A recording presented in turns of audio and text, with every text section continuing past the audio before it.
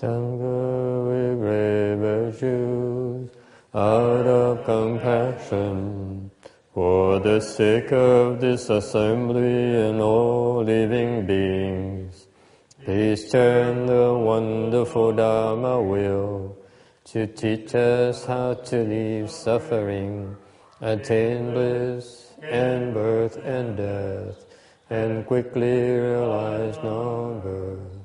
Cung tín đại đức tận tình, vì thứ pháp vui cấp nhập tiếp chúng sinh, tuyên chuyên diệu pháp luân giao đạo ngã vùng, như á liêu sanh thoát tư lý khổ đạp là tốt chứng vô sanh. Homage to the blessed, noble, and perfectly enlightened one. Namo Saranto Sucheto Ye Alahudi San Myo Samputo Xie. Namo Tagata Toya Daya Alahade Tamyo Tambo Datoa. The unsurpassed, profound, subtle, and wonderful Dharma, the 100,000 million aeons, is difficult to encounter. Now I've come to receive and maintain within my sight and hearing, about to fathom the thus come one's true and actual meaning. Wu shang sheng sheng wei miao fa bai jie wan jie nan zao yu wo jin jie wen de shou zhi yan jie ru lai zhe shi yi. O Buddhas and Bodhisattvas, Venerable Sixth Patriarch, Venerable Shenhua, Shami, all good advisors of Mitofo. 诸佛菩萨、六祖、师父、上人、沙弥各位上师师弥陀佛。Chư Phật Bồ Tát, kính thưa Lục Tổ, Hòa Thượng Điện Hóa, thầy và quý vị thiện tri thức A Di Đà Phật. Okay, today is the 17th. It's St. Patrick's Day. In case you don't know about it, St. Patty's Day. We are gathered in Rosemead, California, to continue discussing the Vajra Sutra. We are on slide 471. Okay.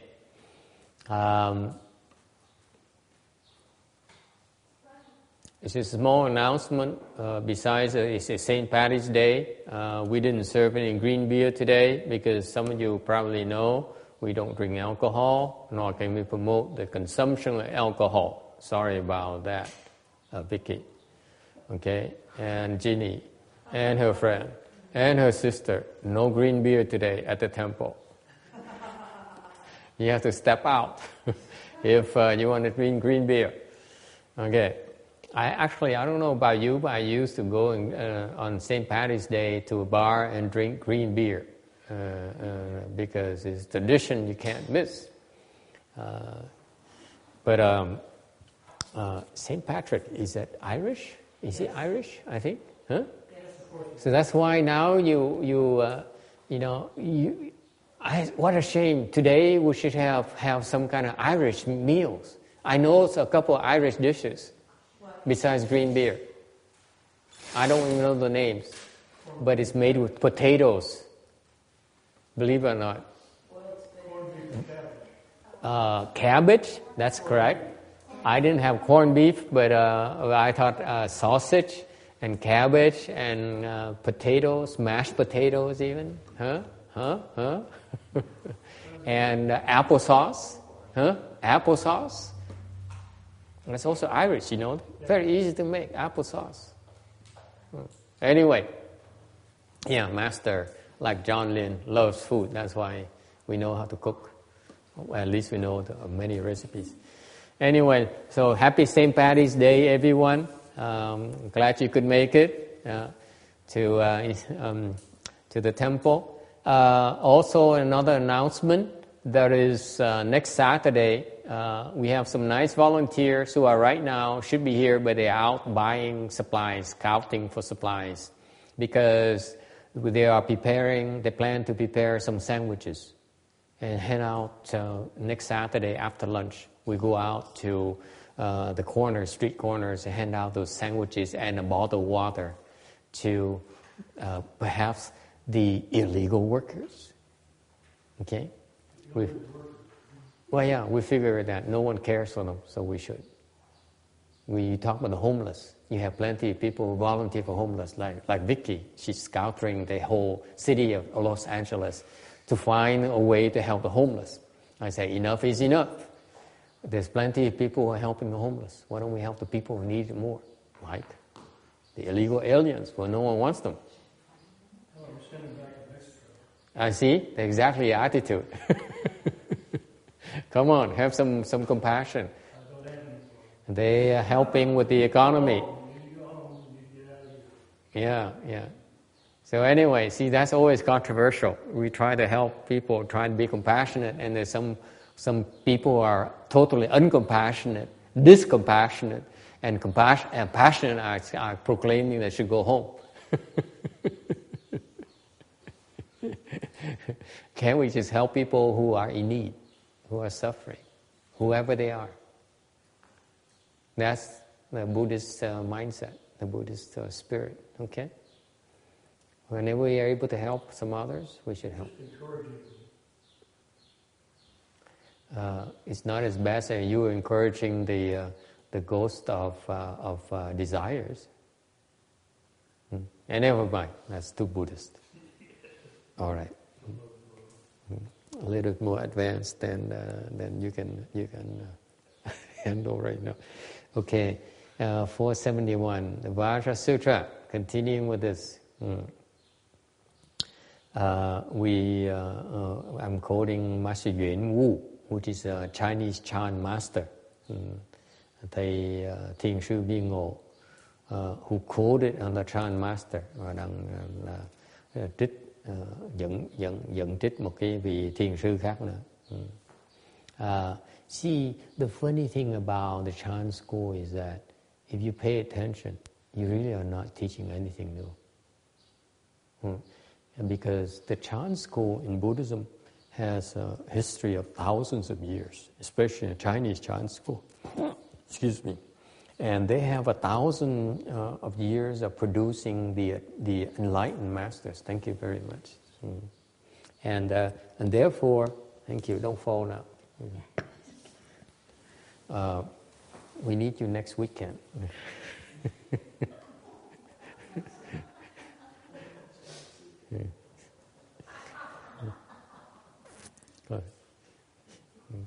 You don't understand. We try to teach you so that you become healthier, so that you can help out at the temple.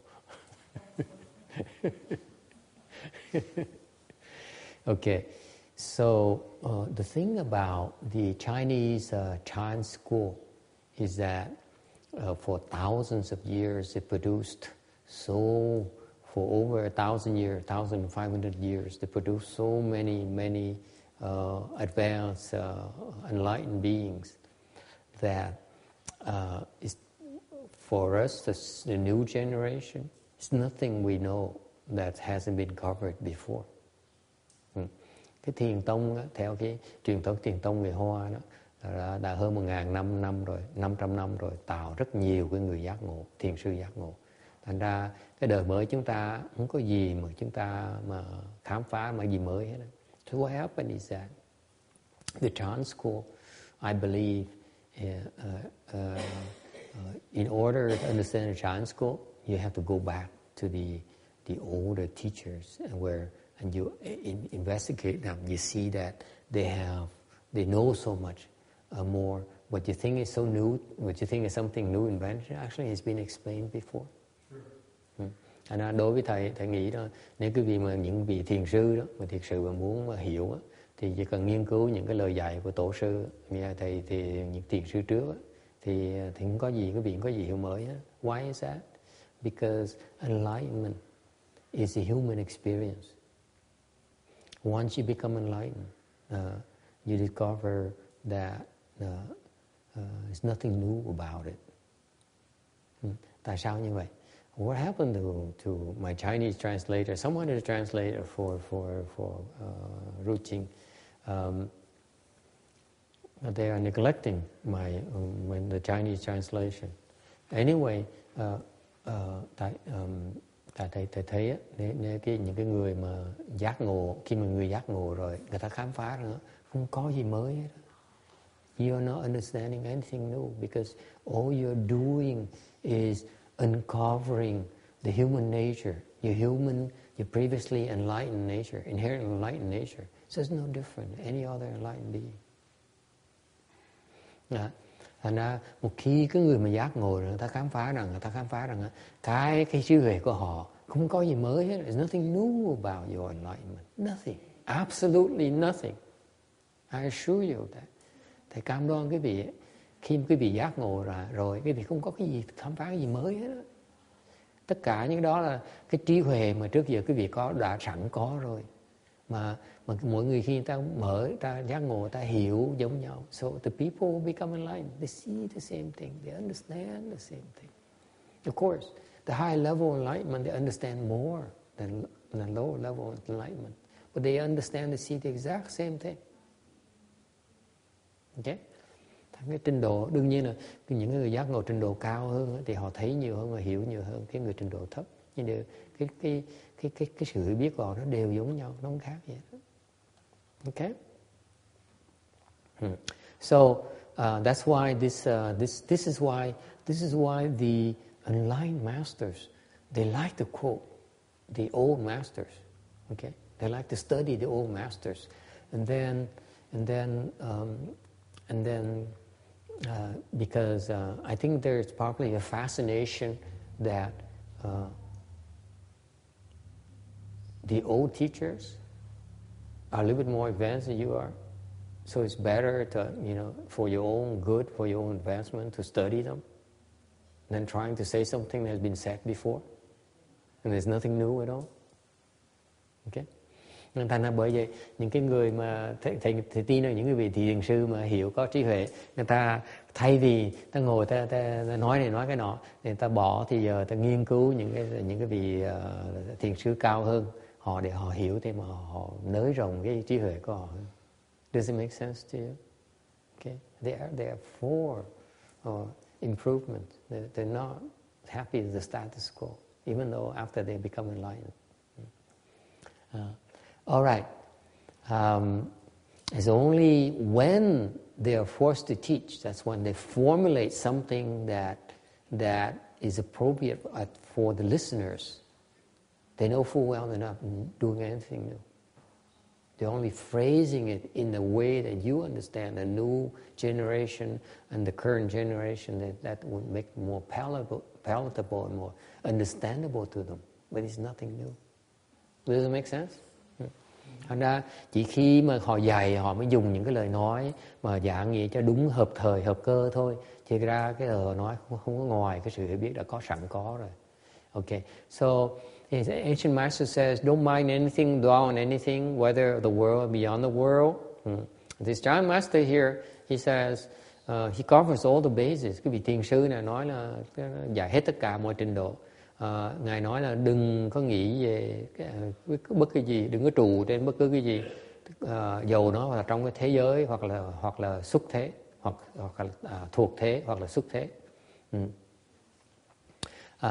So this is the Chinese section of it. That this is the exact wording where for the Chinese, if you understand Chinese, this is the most accurate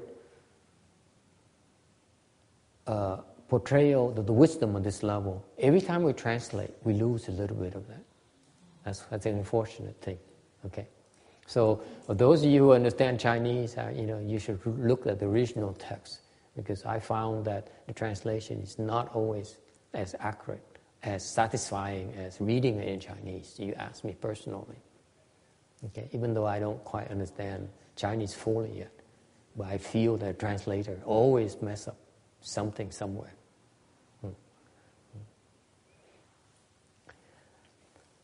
Okay.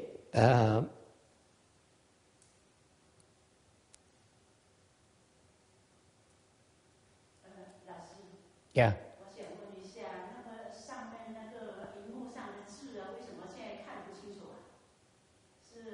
Some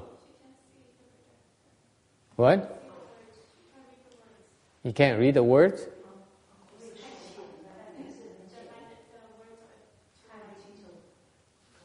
Is that because of the color, maybe? Can you close the windows, maybe? And let me do it another color, maybe. Let's see. How about this? Huh? How about this? No? No? This? How about that? Okay.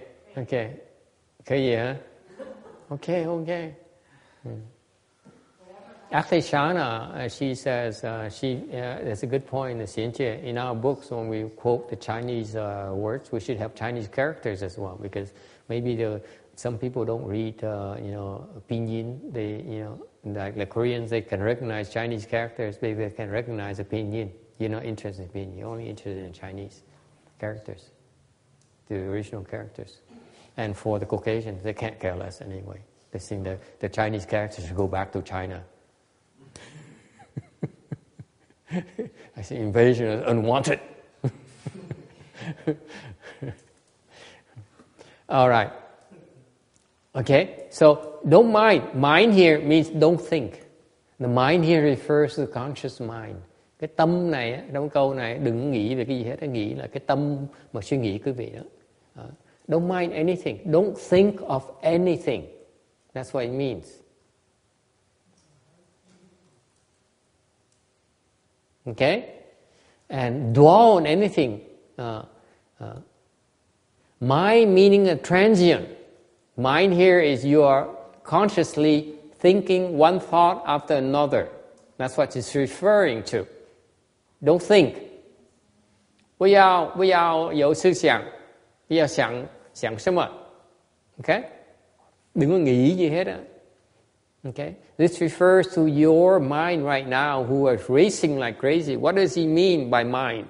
What is he talking about? I'm not thinking about anything. He's wrong. See, those thoughts that's going in your mind right now, okay, that's mind. Referring to. Đó cái tâm đang suy nghĩ đó. Đang đo đó. Also, meaning for you, particular the modern days where for you educated and smart people and savvy people, what is mind referring to? Assessing, evaluating, discerning, judging. That's the mind it's referring to. That's what you're trained to do. Okay? Stop it. That's what it says. Okay? Dwell. Dwell here is longer duration. Dwell here meaning that like you dwell in a residence. It's an ongoing process. Also the concept of dwelling is that there is dependence. Don't depend on anything. That's the concept behind dwelling. Cái trù này là ỷ lại. Ý nghĩa của trù là ỷ lại. Don't dwell on your money. Don't dwell on your. Don't dwell on your husband. He comes and goes. What? Why are you looking at your sister? She's not dwelling on her husband. She's not dwelling on her husband. If he loves you, he should dwell on you, but you shouldn't dwell on him. Don't you think? Yes. Oh, the man disagrees. Masters of sexist. I always go with the majority present. Most of the time it's more women listeners than men listeners. Some days, some days there's some more men here. Okay. Anyway, dwell here. This is very subtle. This is very important, more than you think, than you realize. The mind here means to me, in modern days, is to assess, to analyze, to judge, to discriminate. Okay? That's what you pride yourself on being able to do. Okay? Cái nghĩ này là cái mà cái thời đại này người ta suy nghĩ nhiều, tại khi vào đại học vào trường học để mà học cái cách suy nghĩ, cách tính toán. You always plotting, you always analyzing, you always assessing what's beneficial, what's not to you. That's the mind there. Why? Because it's self-serving. You say, is it beneficial to me? That's the mind is always active, right? Okay? Cái tâm là cái tâm đang tính toán để làm tư lợi. Okay? Don't do that. Stop it. Minimize that. There's no need for that. Because why? Tại sao như vậy? Why is that? Why is that we shouldn't try to maximize the benefits or benefit ourselves? Tại sao mình nên tính toán tư lợi? Why is that? It's pettiness. That's something you should understand. We petty. The petty people, what I define by petty people, and the people who are after small gains. Agree? Your mind is so small. Your thinking is so small. You only see this benefit. You don't see the bigger benefit. That's why I'm calling you petty. You understand that, Janice? Pettiness? You know, you only see, oh my God, I need them to approve of me. I need them right there to approve of me. If they approve of you, then you lose more important people. You see that? You attach yourself on the Koreans, or attach yourself on the Chinese, attach yourself on the Vietnamese, whereas you should be all the humanity. How's that? Then you're at home everywhere. You're comfortable everywhere. Not only in Texas, but everywhere. You understand that? And that's what I call pettiness. The pettiness because you are so smart. You are so accurate in that, yes, I can gain. I should do it to maximize my benefits right here. But that's pettiness. Because you fail to see the entire picture, the big picture. And that's why your mind, this is what your mind is constantly doing, by the way. Agree or disagree? Cái tâm quý vị nó đang, khi nào nó đang tính toán để làm tư lợi hết. Có đúng không? That's tiring. Because you spend so much energy, devote so much energy trying to be petty, to serve your pettiness. So far, so good? That's what it means. Why look at me like that? It's not true? It is true. Then you shouldn't look at me like that. You should be...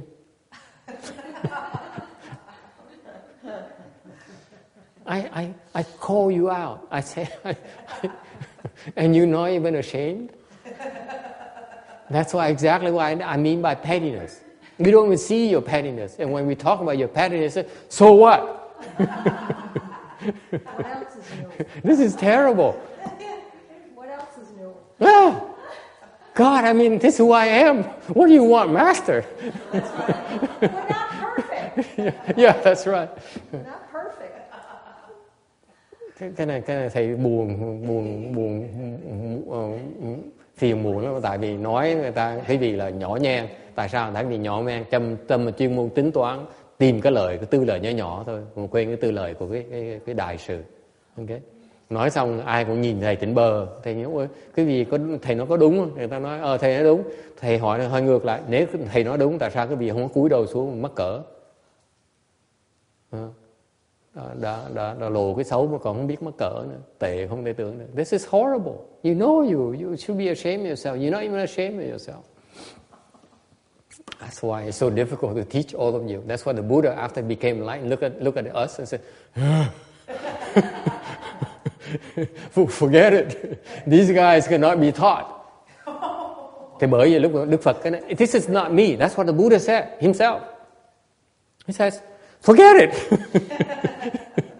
Well, I'm interpreting a little bit. Okay. Not quite what Giác. Thì bây giờ thầy mới nói khi mà Đức Phật mà Giác ngồi sang Đức Phật nhìn chúng ta lắc đầu nữa. Mất công đừng phí thì giờ tôi này. Okay. So that's what the mind, anything, the mind means. And then dwell here is more subtle. Cái trù này nó vi tế hơn. What is subtle about it? You assume. You don't analyze, but you assume. It's even worse. Can you see that? Okay. Cái trù này nó còn tệ hơn là cái suy nghĩ. Tại cái trù này là không cần suy nghĩ luôn. You assume you can depend on your husband. Can go cavort around, and when you get tired, you go back and say, hey, honey, help me. Okay, give me money. Give me love. Give me support. Okay? That's dwelling on your husband until you suffocate him. You put them to work, you make them go to work. Yeah. And then they come home and, here, honey, here, have a glass of wine. And then you go do your things and he feels good and gets, and then and he thinks, oh my God, she loves me. That's dwelling. That's dwelling. You don't think we know? But we like it. We like when you dwell on us.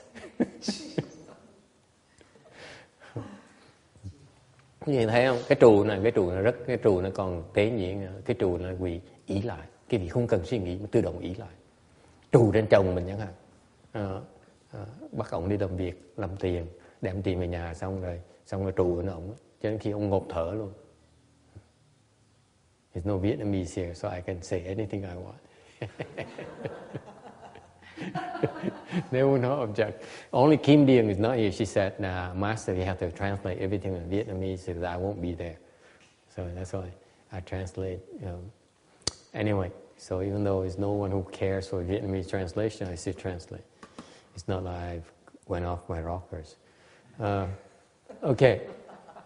You understand that? The dwelling here is much, much more damaging than the thinking. The thinking process, we can tell you, and you get tired. You see? You think too much. I know a lot of people like you who worry. Thinking here, you worry, by the way. You worry about money. You worry about your children's safety. You worry about food. You worry about this, about that. You worry about your tests. Okay? You worry about not having enough money to last through your old age. Okay? All those are worries. That's the mind thing here. You understand that? There's something that engages our mind constantly, non-stop. And nowadays, for those you, the two classes of mental activity is very strong. One is analyzing and assessing. The other part is worries. You worry they don't have enough. You worry you can't find love. You worry that you're going to be alone when you're old and no one cares for you anymore. Okay? Right? You worry that people only like you because they think you have money in the bank accounts.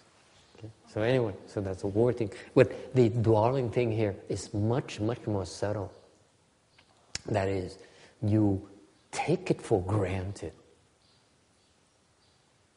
Okay?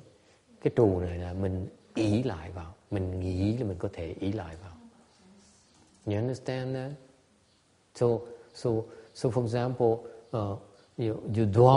dwelling means that you assume, you make an assumption that's false, and you are not even aware of it. That's the nature of the dwelling process. It's automatic for you. Cái trù này là nó tự động, không cần suy nghĩ nó ra. Is it clear? See how subtle the way our mind works. You don't realize it until you study Buddhism. Okay, it's very clear. The two classes of mental activities are very damaging to you. Okay, the assumption, that's what hurt you. Okay, I remember. There is in English. It was a marketing class, and in a business school, and we were doing case studies. And then the professor says, we're discussing the case, and the professor tore us apart and said, you are wrong because of this. Because you assume. Remember that? Anyone remember this? You assume. You go to business school, this is what we learn about. We assume. Okay? Assume, and then the professor says, when you assume, okay, you make an ass out of you and me. Oh, how funny is that? This is a very famous case study in business school. You guys remember that? You guys, any business school? B-schoolers, huh? See, we didn't go to business school, you did. But you didn't learn about this assume thing here? I know, I like that. I never heard of it.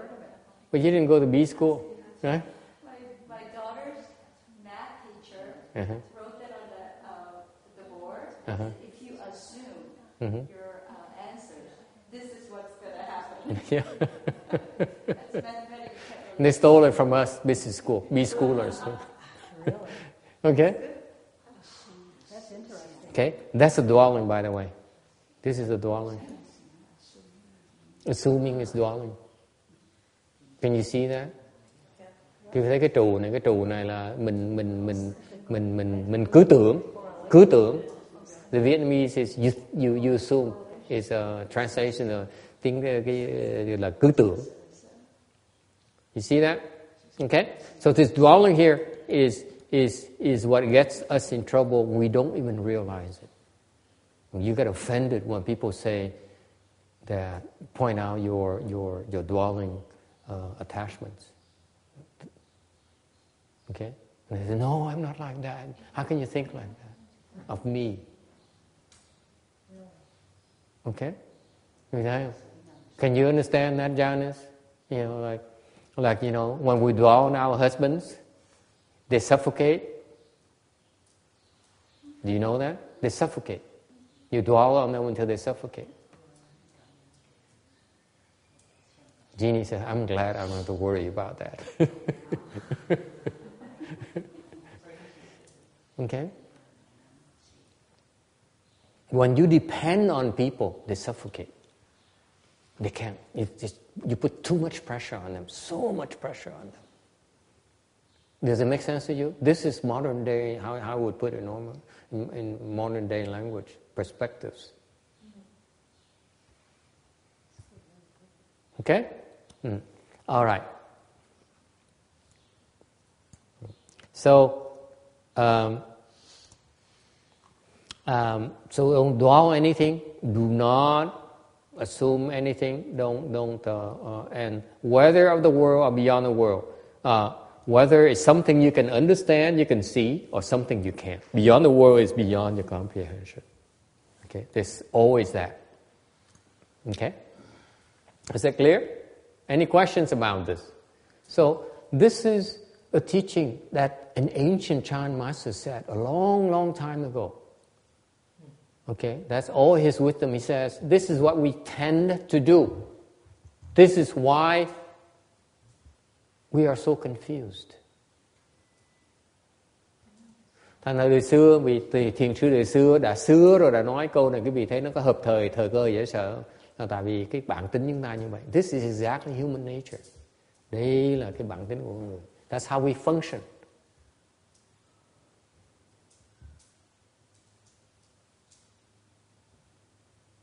Okay? Questions? And then I elaborate a little bit further for you. It says, if you dwell on anything, whether we think about it or you dwell on anything, then you get stuck and cannot change effectively. You lose your nimbleness. You become sticky. You can't move quickly anymore. You can't adapt anymore. Thành quý vị mà trù bất cứ cái gì là quý vị sẽ bị kẹt. Mà tại vì không có thể thay đổi kịp. Okay? And this is why, by the way, this is why big businesses eventually fail. Because they grow too big. They're stuck on the size. And they cannot adapt anymore. Like the Best Buys and you read the news now, the big businesses like the Apples are losing their effectiveness, losing their creativity, and so on. And that's the nature of dwelling. The more you dwell, the less responsive, the less dynamic you become, the less adaptable you become. That's when you die. Okay?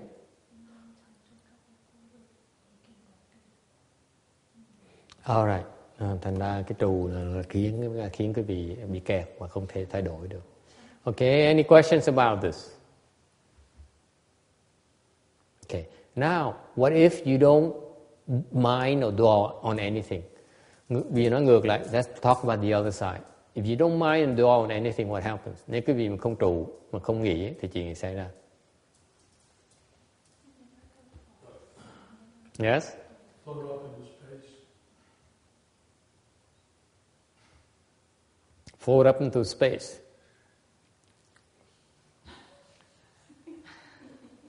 I'm trying to keep a straight face. It's rather profound, but it could also be interpreted as stupid.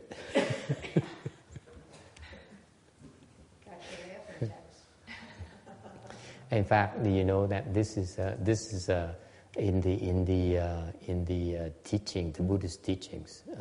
You know that when according to the Buddhist teachings, the world goes through cycles of formation, dwelling, change, and destruction.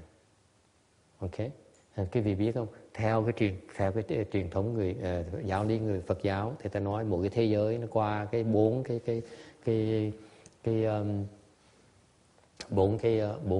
cái giai đoạn là sinh, trụ, hoại, biến và không, đổi và không. Thì so what happened is that every world goes through those four cycles. It's formed, and it grows, and then it starts to decay, and then it disappears.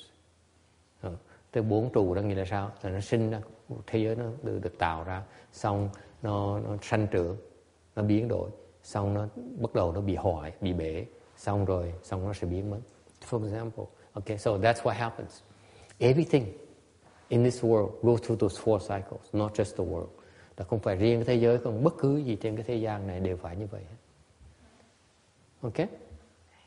Except for one thing, trừ ra một cái thôi. What is it? Your Buddha nature will never change. Okay. Ngoài ra cái Phật tính thôi, không có cái gì.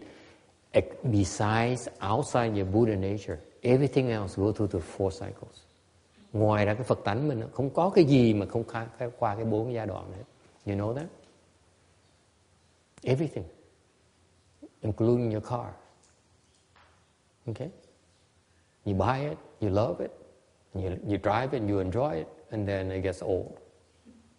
And then you get rid of it before you lose money, too much money, spend too much money on repair bills. Anyway, so what happened? This is, yes? But that concept doesn't apply to the Pure Land? Pure Land too. Oh, really? Yes. But it's much lower than what happened is, it's a very good point. Now Sarah's interested in Pure Land. It's something that we should know here. You're still too young to worry about the Pure Land. You never know. Có người với ta hỏi, thì như vậy là cái quan niệm nó có vẫn liên quan tới cái tinh độ là không? Thì nó có nhé. Okay. Tinh độ nó cũng như vậy. The Pure Land also goes through the cycles, but it's so much longer than impure lands. Cái quả tinh độ nó cũng như quả bất tịnh, nó cũng qua bốn giai đoạn như vậy. Okay? All right. essential nature of the Pure Land is this. Cái đặc biệt của cái quả Tịnh độ như vậy nè, okay, that it is so long that you become a Buddha before anything bad happens to you, happens to the world. Okay, cái quan niệm của Tịnh độ là cái vị sẽ thành Phật trước khi bất cứ chuyện gì nó xảy ra. That's why the lifespan is so long that is beyond your comprehension. You can't imagine how. Even like the creation and then the growth is so long that you go there and you become Buddha way before any of those things. Okay, but it still evolves and then it disappears and then comes back again. Thành ra quả Tịnh độ là nó vẫn quá biến chuyển, cái biến chuyển nó rất là chậm. Okay, so this is what happens in our world. This is in the Buddhist scriptures. Cái này trong kinh Phật giảng. And Master Shri alluded to that a little bit as well. Ngài Tuyên Hóa cũng giảng sơ về chuyện này. Do you know that in our world, when the world is created, and this is beyond the astrologists and beyond the scientists. Okay, and you have to take it as a Buddhist, what the Buddha taught. Nó ngoài cái sự hiểu biết của khoa học một tí, thành cái vị phải nghe vậy thôi. Okay.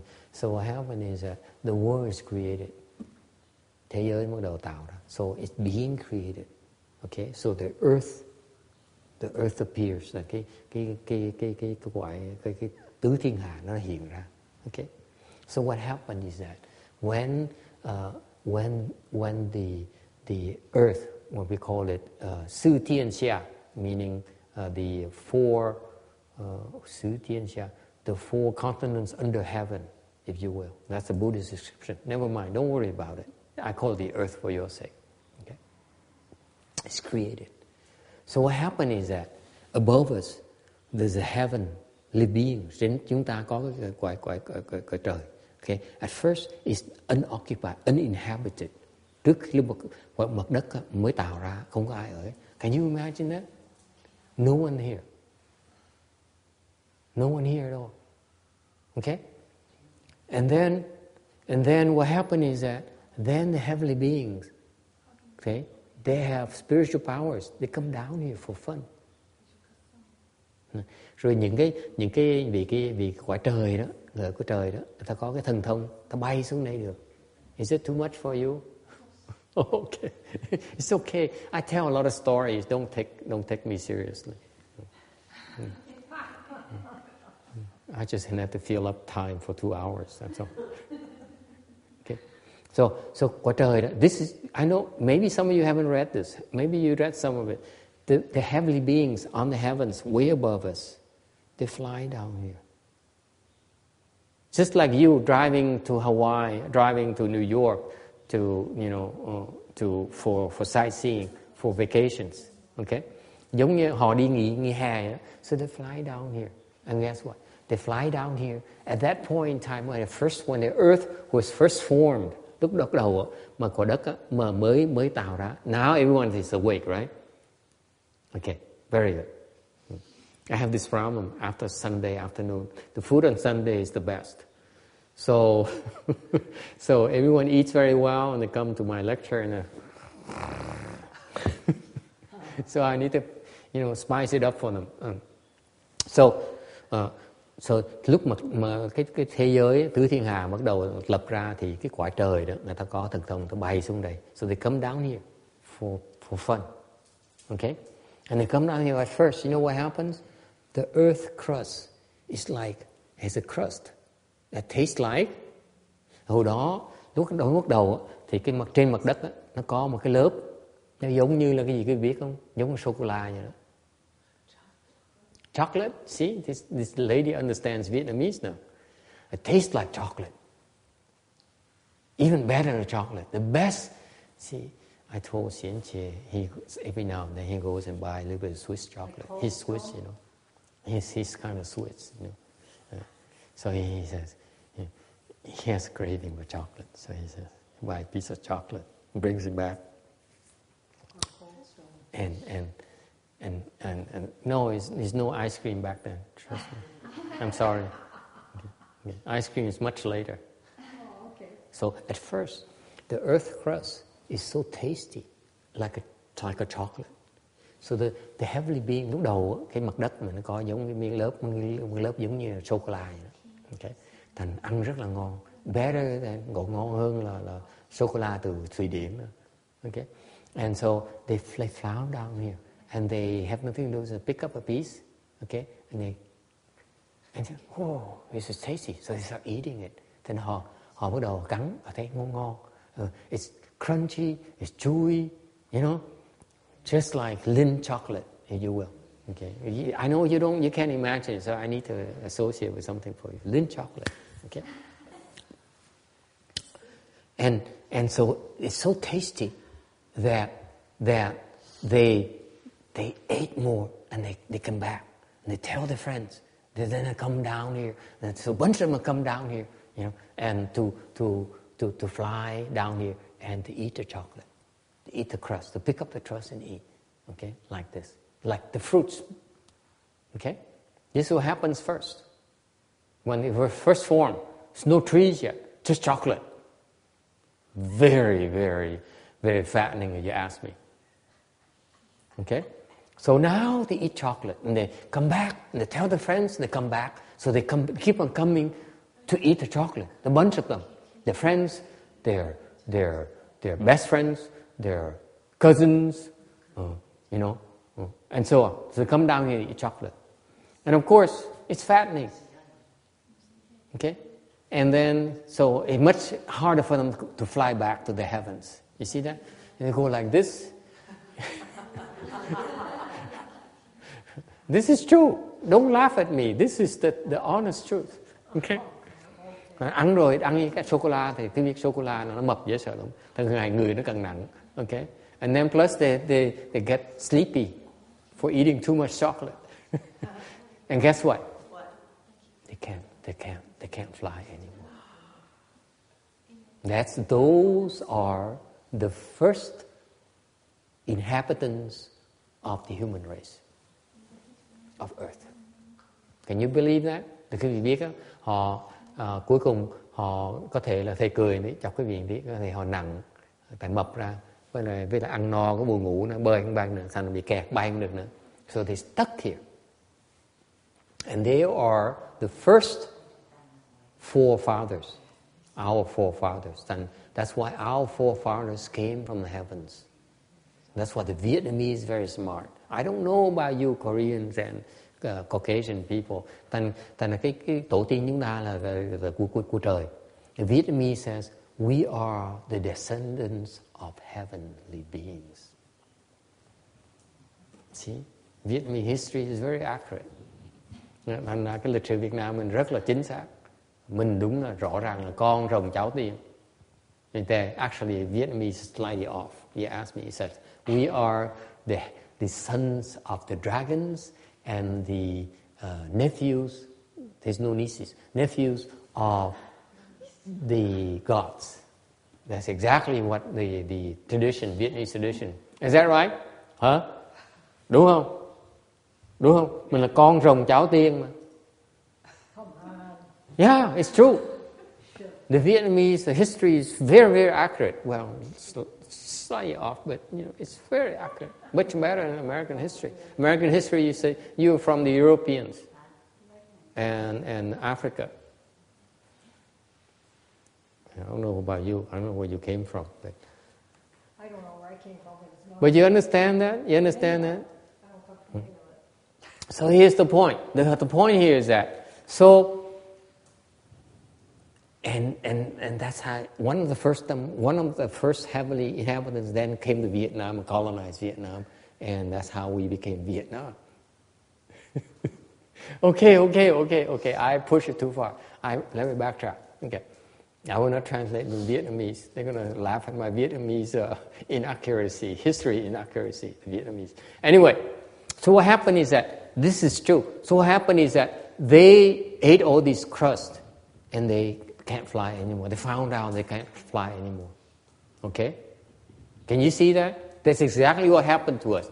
This is why in Buddhism, the two gods are most powerful in Buddhism, in our world. One is Christian God. Thành bởi trong cái lịch sử loài người chúng ta có hai cái vị vua trời rất là có thế lực.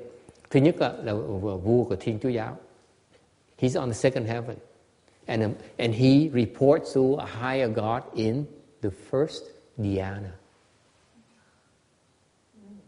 Thành cái vị vua trời thứ nhì mà cũng còn có thế lực hơn nữa là cái vị vua của sơ thiền. Because the first inhabitants of the earth are from the first dhyana heaven. That's why the God, the first dhyana, looks at us as his own children. Do you understand that? That's why he takes care of us. He's very protective of us. Thành bởi cái vị vua sơ thiền đó, khi nào cũng đùm bọc chúng ta hết. Tại vì Ngài đã biết rằng, because he saw his own residents being stuck down here. You see that? That's why he's very protective of us. So we are their offsprings. Especially the Vietnamese. Okay?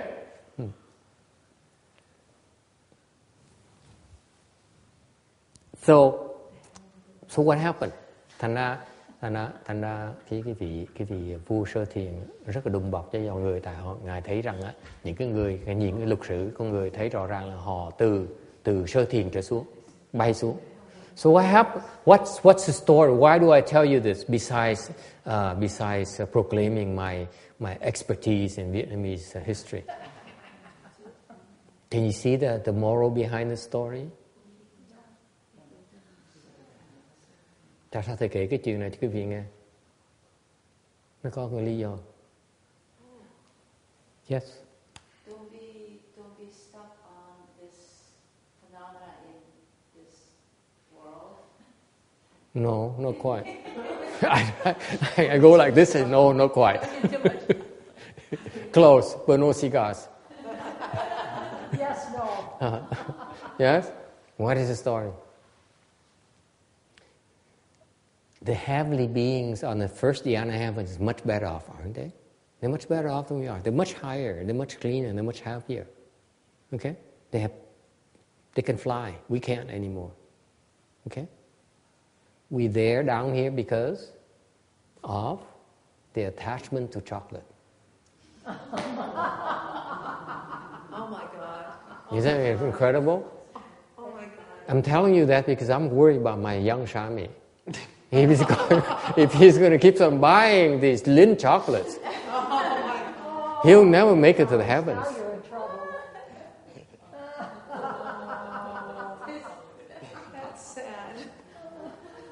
Quý vị nghe không? Thầy đừng lo cái ông Sa Di này, ông cứ kẹt mua cái sô-cô-la này. Tại vì cái tổ tiên chúng ta là kẹt ở đây tại vì ham ăn sô-cô-la. You think it's funny? You think it's funny, huh? It's sad. Yeah, I agree. It's sad. But I know this is my problem. Now I won't see any Lindt chocolate anymore. I can see it coming. I said, no more Lindt chocolate, someone just said. Okay? But seriously, what happened is that because their attachment to the earth wealth, the wealthy earth, they cannot leave anymore, can they? Can you see that? Yeah. Quý vị thấy cái ý nghĩa của câu chuyện này không? Cái vị thiên thần này họ chấp trước vào cái tất cả quả đất này, thành họ đi không được nữa. Wherever you dwell, okay, you get stuck. That's the moral of the story. Is that clear? This happens to us time and time again. Ever since we came down here, our ancestors came down here. They're teaching us to get stuck. They're teaching us about dwelling. Your habits. That's all they do, out of love. Thành quý vị thấy, thầy kể câu chuyện này cho quý vị thấy, trụ sẽ bị kẹt.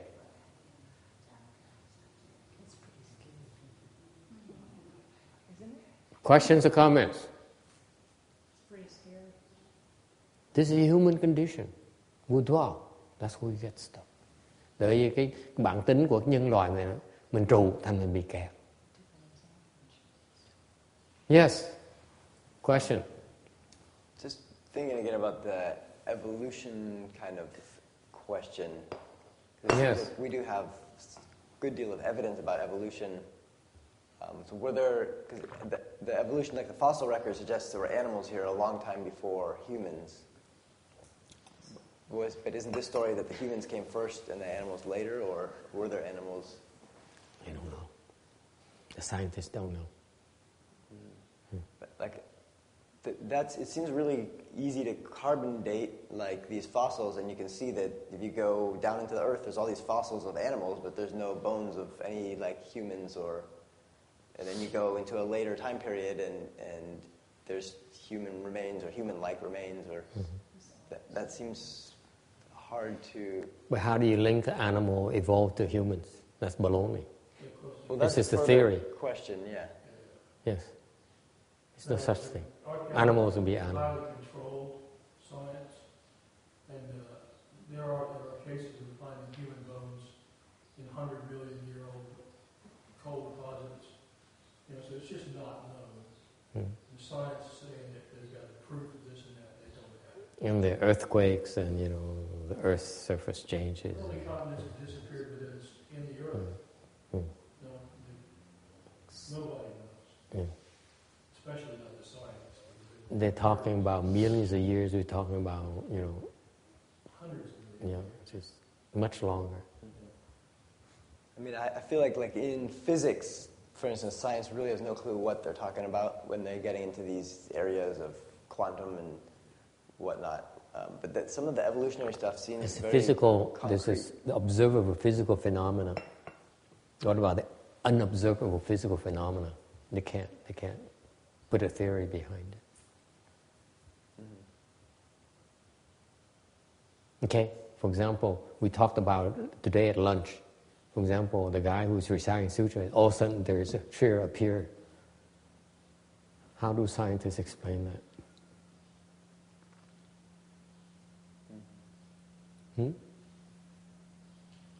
Lots of things happen in this world where there's no possible explanation. Just deny that it happened. That's all. It's okay. We don't need to convince them. They understand whatever they can understand. That's okay. We embrace it. So we tell you stories not to prove to you, but to teach, to illustrate a point. You understand that? Thầy nói giảng cái này để quý vị nghe, để không phải để mà chứng minh cho quý vị, mà chỉ cái giảng thì một cái bài học về trí huệ thôi. Okay? It will be a long, long time before the science will catch up with all these stories. We're talking about, time so goes far back than we can possibly understand. Okay, it's too long. Human knowledge can make so much progress incrementally. Okay. Anyway,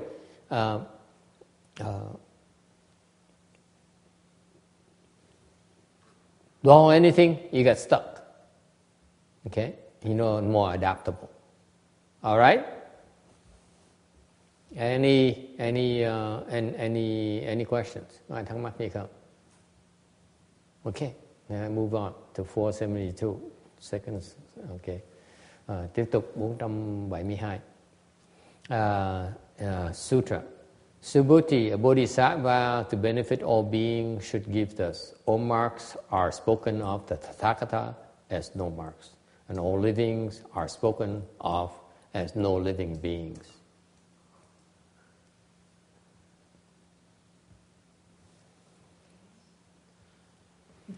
Sư Bồ Tát菩萨为利益一切众生故，应如是布施。如来说一切诸相即是非相，又说一切众生即非众生. Đức Bồ Đề Bồ Tát vì lợi ích hết thảy chúng sanh nên bố thí như vậy. Như Lai thuyết, hết thảy các tướng tức là phi tướng. Lại nói hết thảy các chúng sanh tức là phi chúng sanh. Okay, if you want to understand more about the Bodhisattva path, we are on slide 475, tấm 475. Nhưng ai muốn hiểu về cái đường Bồ Tát Đạo thì phải để chú ý. These beings are supposed to benefit themselves, not to benefit living beings, not benefit themselves. Okay? Thì những cái người mà Bồ Tát ấy, họ phải làm lợi cho chúng sanh, chứ không phải tư lợi. They are constantly practicing giving. Họ luôn luôn bố thí. I assure you, there's not a single moment during the day where Bodhisattva is not giving. That's why they Bodhisattvas. Nói quý vị nghe, bất cứ giây phút nào trong ngày người Bồ Tát cũng đang bố thí hết. Bởi vì họ mới là Bồ Tát. Can you see that routine?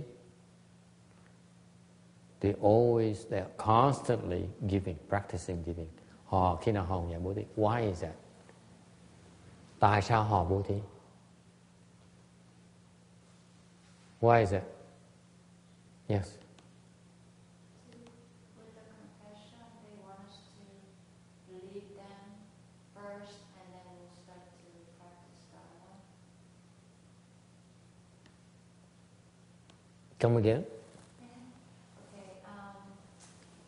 They're trying to help us, of course, out of compassion, and also they're show an example. Like, for example, you pray something on Bodhisattva, they come and help you. Mm-hmm. That is some kind of a proof to that person in personal level that whatever you wish, that Bodhisattva came and the wish came true. Mm-hmm. From then, that person could trust Bodhisattva, and then they could start, Bodhisattva could show the Dharma way to the person, and they will trust him more, and then eventually the person will be practicing Dharma. Mm-hmm. Very good. I give the answer here too. You renounce the self and benefit others. Why do I ask you a question? I give you the answer already. Not very bright. I should have read. But that's along the same line. Okay. Tại sao? Tại vì thầy đã trả lời chứ vì trong cái tấm này luôn, hành vi xả kỹ lời tha. Okay. Nghĩa là hy sinh cái bản thân mình mà để làm lời cho người khác. Vì vậy cái cách họ làm việc là vậy, họ luôn luôn bố thí. When you practice giving, you constantly practicing giving, meaning that they never benefit themselves. They surrender benefiting themselves to benefit others. Okay? Họ từ bỏ những cái tư lợi để mà lời tha. You understand that? Can you see that? You see that these people, what they do is they are always thinking of benefiting others. Thành cái người Bồ Tát nó đặc biệt cái chỗ là họ luôn luôn tìm cách là làm lời tha. So, in other words, you can say that they forget about themselves. Okay? Because they devote so much time and energy on benefiting others. Thành mình có thể nói Bồ Tát là quên cái bản thân để chỉ làm lời cho người khác, tại họ chỉ nghĩ chừng làm lời người khác thôi. Okay? And by renouncing benefiting themselves, khi mà quý vị tới một cái cảnh giới mà có thể xả cái thân mình đó, then you're benefiting yourself big time. Thì lúc đó quý vị, cái tư lợi quý vị nó lớn không thể tưởng được. Can you see that? Can you see the beauty of this? They're not dwelling on themselves. That's why in the end they benefit greatly themselves. Thành nói cái gì cách khác là họ không trụ vào cái bản thân họ, cái tư lợi, thành cuối cùng cái tư lợi họ lớn không thể tưởng tượng được. Yes, Ginny. Master, when you refer to giving, I think giving is a very broad term. Yes. But you're referring to materialistic, right? Talk about giving as more. Can you explain what? Giving? Yeah. Okay. Bố thí là gì? First of all, giving, you give wealth. Wealth meaning that whatever is valuable, not just money. Okay. Cho tài sản. Okay. Meaning that material things as well as your labor, as well as your expertise, as well as your, that's material things. But not limited to material things.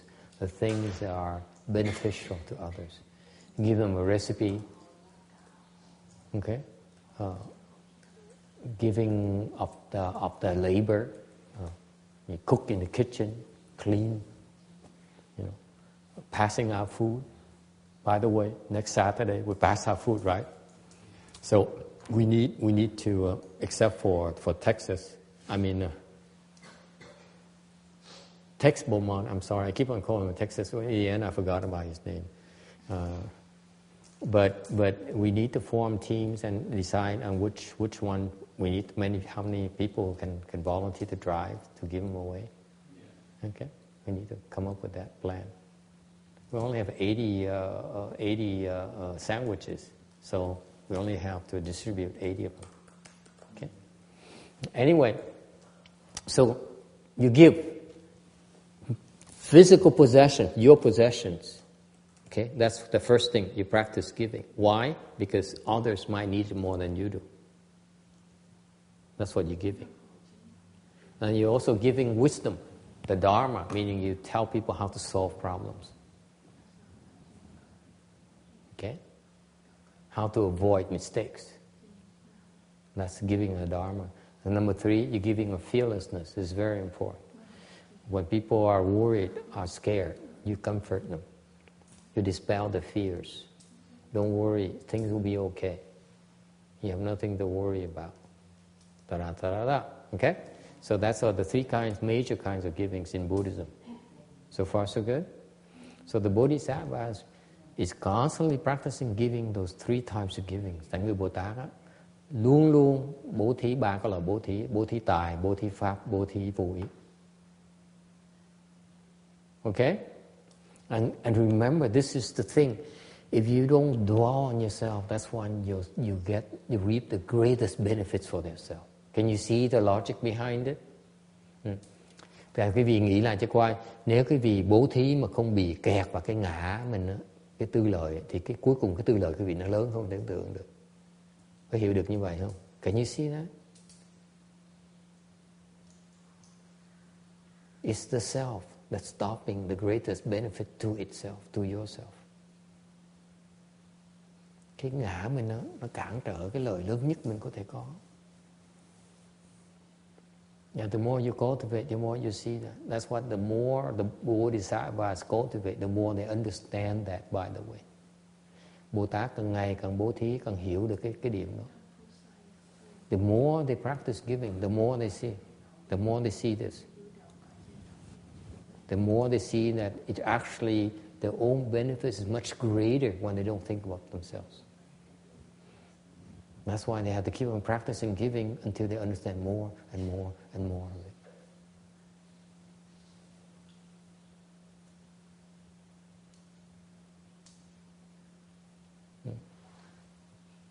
Questions?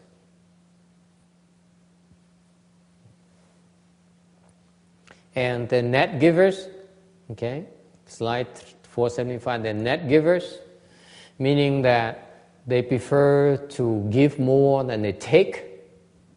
Họ thường cái Bồ Tát là họ cho nhiều hơn họ là lấy. Why is that?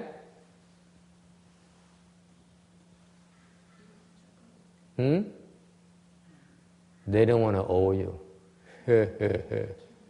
Họ không muốn nợ cái gì. They prefer not to owe you. Or run out of blessings either, right? If you owe them, they owe you, then you run out of blessings very quickly. Okay?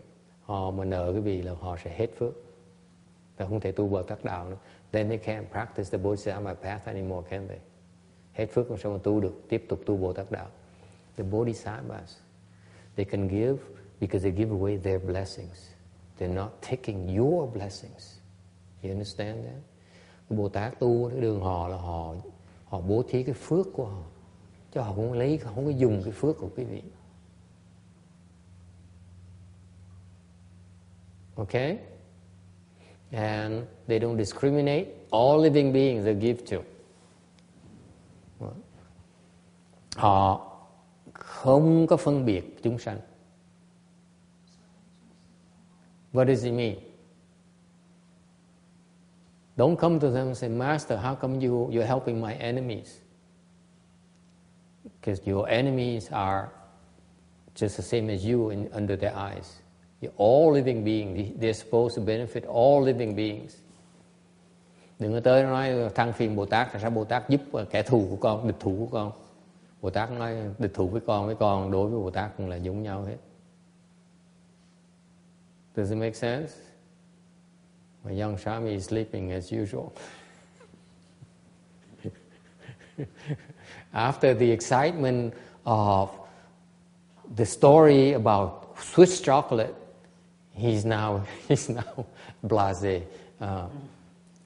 Okay, any questions? And that's what differentiates Bodhisattva. It's not about their knowledge. It's not about the title they give them. A true Bodhisattva is always giving. Thành ra cái đặc điểm của Bồ Tát lúc nào cũng bố thí, lúc nào cũng đang bố thí. Nó khác biệt phàm phu chúng ta cho đó. Okay, that's how freely they live. Sống một cách rất là an nhiên tự tại. Okay? Yeah, they live in freely, they live at ease. You can only obtain you are not at ease until you stop worrying about yourself. Quý vị có thể sống an nhiên tự tại chỉ sau khi quý vị không còn lo lắng về cái bản thân mình. And in particular, you cease to be petty.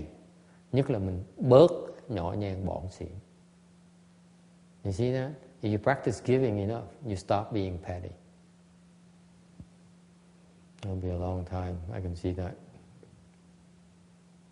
Okay?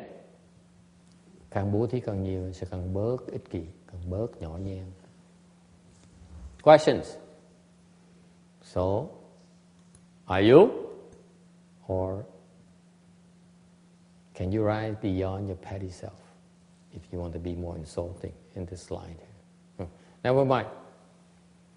Okay, 476. They can benefit living beings by attaching to nowhere.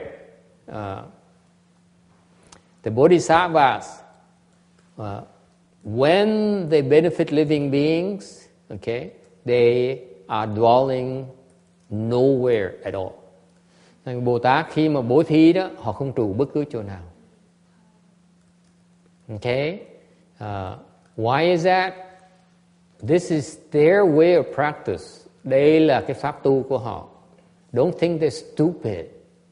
Đừng có nghĩ là họ dốt, họ khờ như cái vị tưởng đó. Everyone, most of us are saying, "Oh my goodness, they're losing their shirt doing this. What's the point? It's so stupid." Like someone says, I give up my passion. I give up my excitement. So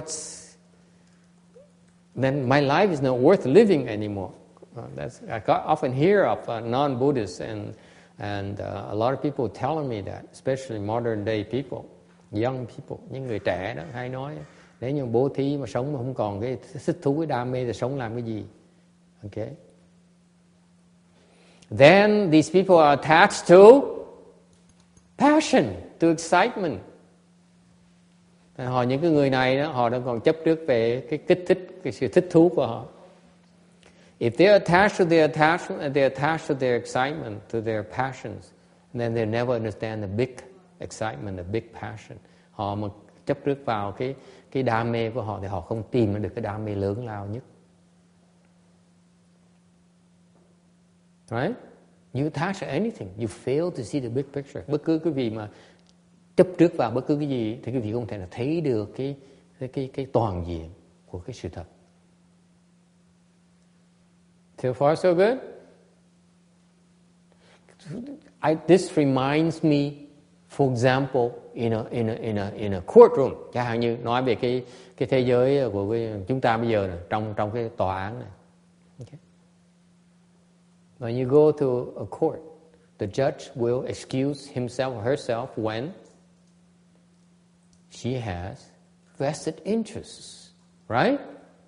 Chẳng hạn như vào cái quan tòa đó, vì quan tòa thường thường không có quyết định, không xét cái phán, làm quan tòa tại sao rút lui, tại sao? Tại vì nói tôi có cái tư lợi trong cái chuyện này. Therefore, when I have vested interest, I have things that influence my judgment. I'm not going to be able to judge very clearly. Therefore, I fail to excel, to deliver my work. Thành cái vị quan tòa sẽ rút lui tại vì nói tôi thiếu cái sự sáng suốt, tại tôi có cái tư lợi trong này, có cái chấp trước trong này. That's attachment. I have attachments. I cannot be dependent upon to be clear-headed, right? To be fair to all living beings, to both parties involved. Người quan tòa, tôi đang có cái sự tư lợi trong này, thành thể nào có công bằng của hai bên. You see that? If you have any attachment, you cannot really benefit others. Quý vị có bất cứ cái chấp trước nào, quý vị khó mà làm lợi cho người khác. Can you see that? You are protective of your family and your children, therefore you're unfair to your non-families and your friends even. Right? He's only your friend. It's okay. Dime a dozen. Right? Quý vị thấy cái chấp trước nó khó. This is a nature of attachment. Attachment clouds your judgment. Cái chấp trước đó, nó khiến cái đầu óc quý vị nó thiếu sáng suốt. This is why the Bodhisattvas, every time they practice giving and they hesitate to give you, then they are discovering their own attachments. Thành ra Bồ Tát khi mà người ta tu cái pháp bố thí mà ta do dự, quý vị không? They hesitate to give to the Chinese. They say, I do have attachment against Chinese.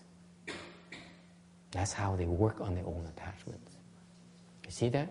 Nên quý vị thấy mỗi lần mà cho bố thí như vậy họ do dự, họ biết họ đã có chấp trước vào cái chuyện này, nên họ mới tìm ra được. That's why they keep on practicing giving. They give everyone. So they say, I still attach to the Chinese and I like the Vietnamese and so on. So you see the attachment they discover it, uncover it when they practice giving through their own internal hesitation. You understand that now? Because it shows they're not clear-headed when it comes to giving to the Chinese. Is it clear? Does it make sense to you? This is why they're doing it. They keep on doing it. I still have attachment. I still have attachment. That's why they keep on giving and giving and giving until they no longer have attachment. Until their head becomes clear. Make sense? They work at it. It's not like you. Don't sit there. You are so confused. You have so many attachments. You say, oh my God, where do I get started?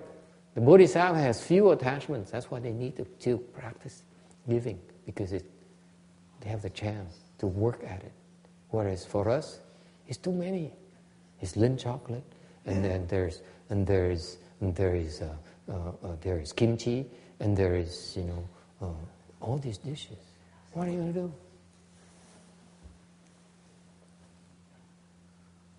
So the question you might ask is, so I'm not a Bodhisattva, what do I do?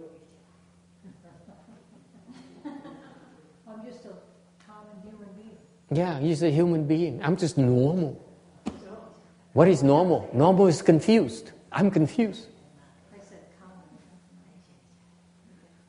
common. Yeah. So what do? I indulge in my passions because I'm human. Is that it?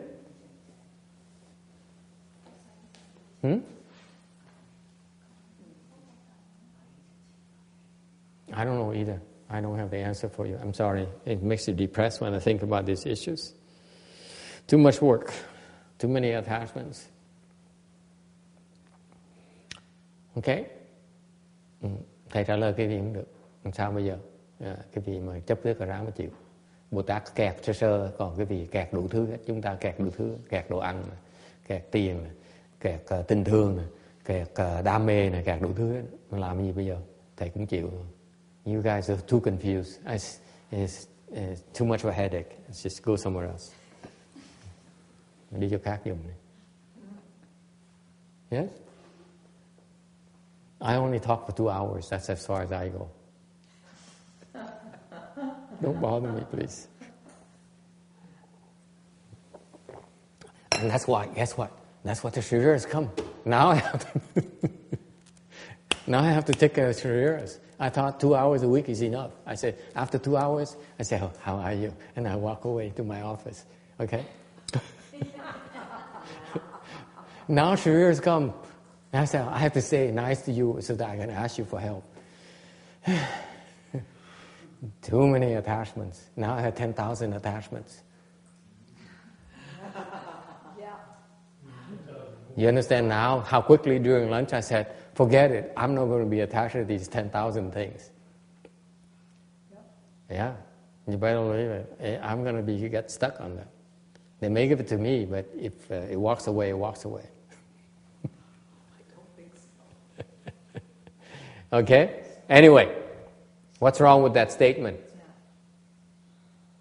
Then am I not attached to it walking away? See, you have to do it in a way that no one can accuse you of being attached to it's walking away. It's noblesse oblige, that's the French says. Anyway, never mind, I'm getting sidetracked. I'm talking about your attachments, not my attachments. My attachments are private. All 10,000 of them. Get the autograph book out.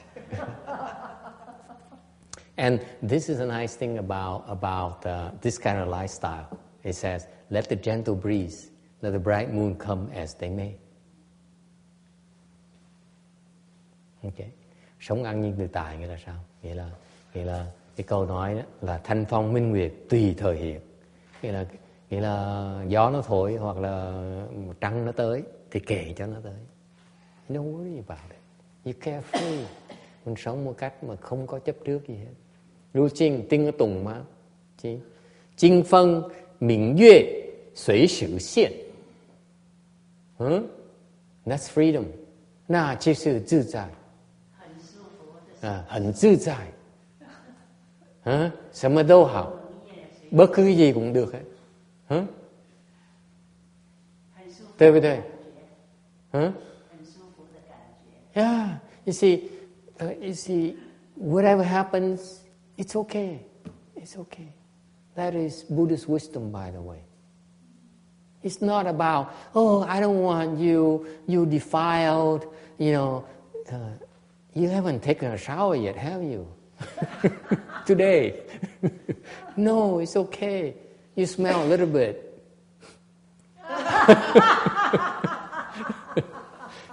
Okay, it's okay. Whatever, it's okay. That is true freedom. Think about it.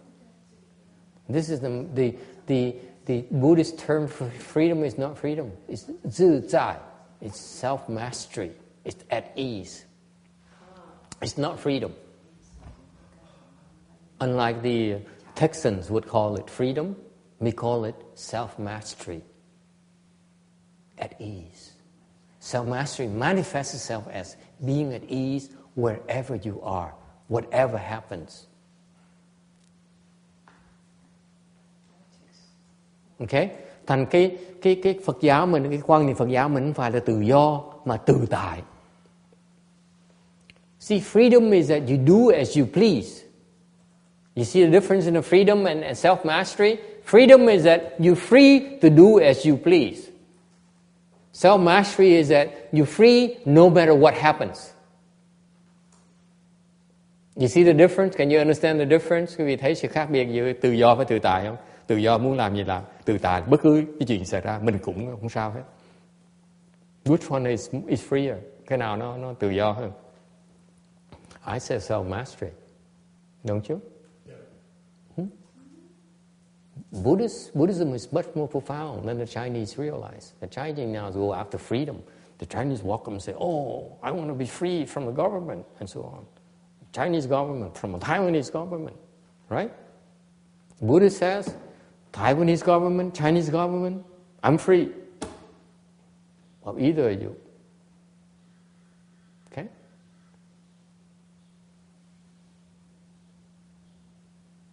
All right, any questions? All right. And he says here, by the way, for you to, those you who are attaching, this is the last point in 476, slide 476. Any of you who are attached to marks of giving, you actually are cultivating heavenly rewards. Cái này nhắc lại cái gì? Okay. This is very important reminder for all of you. If you attach to any mark of giving, you are creating heavenly rewards only. Quý vị nhớ, anh nhắc lại cái gì nghe. Nếu quý vị còn chấp trước vào bất cứ cái hình thức nào của cái bố thí là quý vị đang chỉ tạo ra cái phước báu của cõi trời thôi. Yes, my young Swiss chocolate Shami has a question. Is that from Skype or from you? From me. From me, yes. How would we do or engage in the plaque dharma without being attached to marks of wanting benefits? I mean, don't people basically request a plaque when they want, especially the medicine master plaque, they usually want some benefit. Yeah. So aren't you then making a donation with the hopes of getting some mark, something? Yeah. So? Is that is it then a lower form of giving that's you're creating blessings with outflows? It's still higher than going and rob a bank. What do you want? Well, let me say it this way. Can you use, say, the medicine master dharma, but not be attached to the mark of results?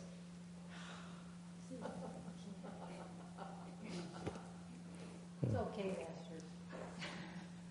I don't know. I explained so many things to him, and he still doesn't get it. Okay, anyone help me out, please? Yes? Don't worry about it. Yeah, why not? He's worried about it. Good for you, Jack. It's not good That's enough. very good. He's a thinker. He has to be satisfied. You cannot teach people if they say, just don't worry about it. He doesn't know how to do that. It works for me.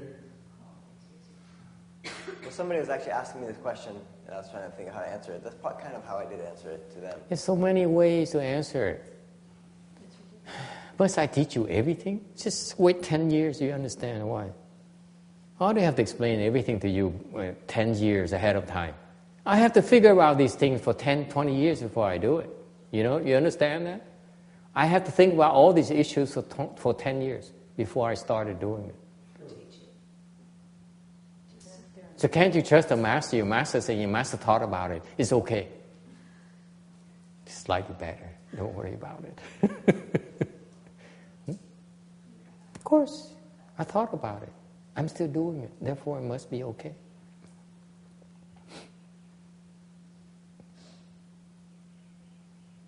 The patriarchs did it. We're not doing anything different from the patriarchs. You go to the Chinese temples of the patriarchs, they have this too. They have this. Okay? So there must be a reason behind it. There must be a very good reason behind it. Yes, sir. I have a very brave soul from Texas who's going to help us. You just can't tear yourself to pieces over every little thing. You know, like you say, well, would I be, if I do this good deed, well, then will I be attached to the marks of the good deed? Well, you just tear yourself up for no reason. I mean, you're following a path that's supposed to lead somewhere, and you have to have this faith that it's going to go there. Yeah. Okay. Let me try to explain to you a little bit. Okay. I thought about this 10 years. I cannot explain to you what all those 10 years, thinking all those 10 years. I'll give you a few. Okay? Number one is being practical. From practical perspective. People want something badly. You want chocolate. Can I talk you out of, no, you don't want chocolate right now? You have a craving for chocolate. How many people can say, Master is right, I should not eat chocolate? 95% of you would say, I want chocolate first. And maybe I'll listen to Master afterwards. It's like an addiction. Even more dangerous than addiction because you don't realize you're addicted to chocolate. The people put a label, you're addicted to meth, you're addicted to Coke. But people don't say you're addicted to chocolate, do they? And you know, chocolate is just could sometimes be as dangerous as Coke because you don't think of it as an addiction. For example, people who take the $5 5-hour drink to boost themselves, it's a form of addiction. You realize that? Food is a form of addiction. It kills you slowly if you eat too much of it. Okay, anything excessive is not good for you. The dangerous thing is about in this country, food is so cheap, so affordable, so available, that is a form of addiction that people don't realize. You know, I go to Taiwan. One apple cost me $3. Here is less than about 50 cents when it's on sale. I know where to go. You don't know where it is. These Mexican shops, very cheap. You know, $5 a piece in Japan, in Europe, $5, $6, $7, one apple. Here, 50 cents. Why? And this guy still hates it. Hates the illegal workers. You understand that? It cannot be that cheap unless we have those illegal workers here, whether you like it or not. They're helping it make affordable for us. And yet we deny them the dignity and the recognition for that. We want to have it both ways. You're not willing to pay $5 an apple, and yet the people who help make it affordable to you. I'm not arguing. I'm just saying one perspective. It's not the complete thing, of course. Then there's a drain on a health system and all those things. Okay? All those. But anyway, the Texan is disagreeing. Not buying. Yeah, he's not buying. Not at all. I don't accept any of it, okay? Okay. Go, and I don't care what else you say about it. All of you should go. Okay, we stop then because I want to offend you. All right. You already have. Never mind. Okay, I'm not going to excuse myself, apologize either, but that's okay. But the point here is that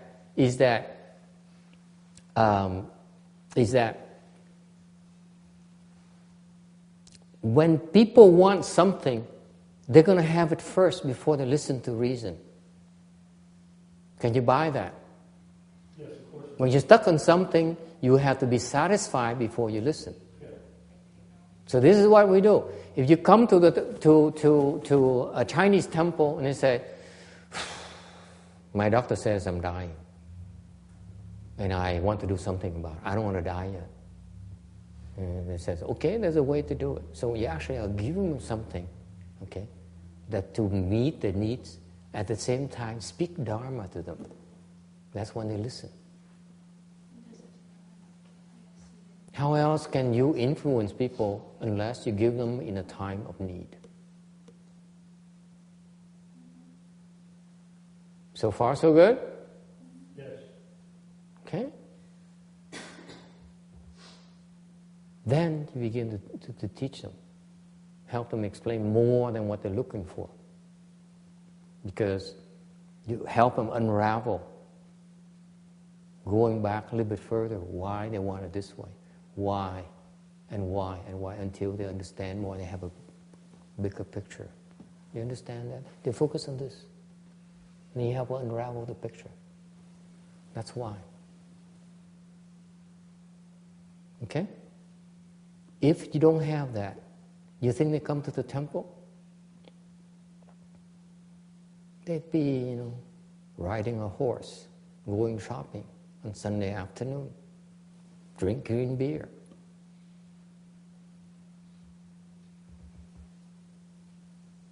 The question is not them. The question is then, How about you? Are you ready for it? It's not about them. What we do here, these things here, people fail to realize is also for us. Are we ready for it?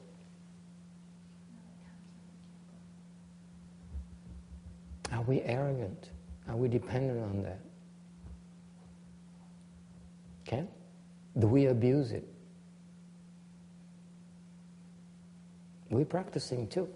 So they're practicing, they're learning, we also are learning at the same time.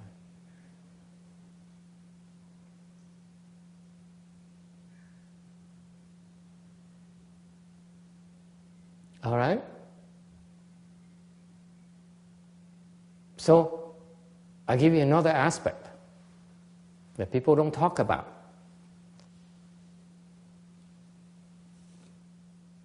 We're meddling. When we do the medicine Master Buddha plan, we're meddling. Big time.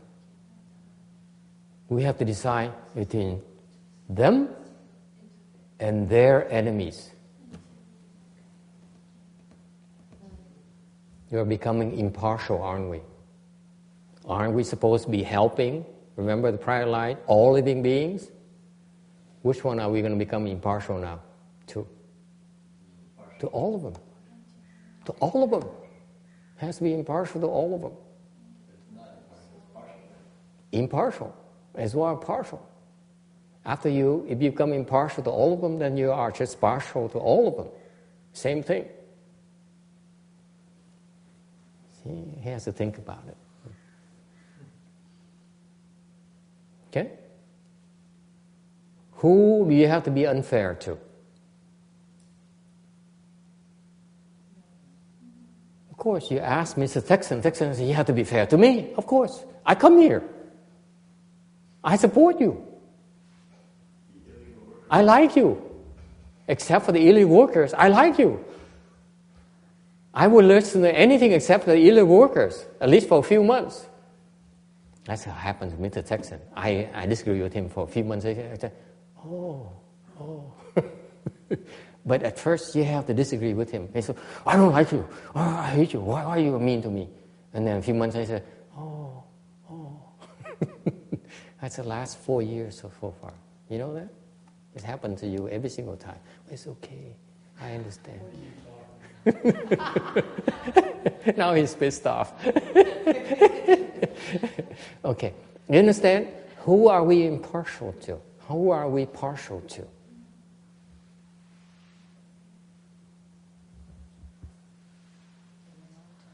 Every time you meddle, you get shot at. So are you going to be partial to them and impartial to you, or are you partial to you and impartial to them? It's very complicated.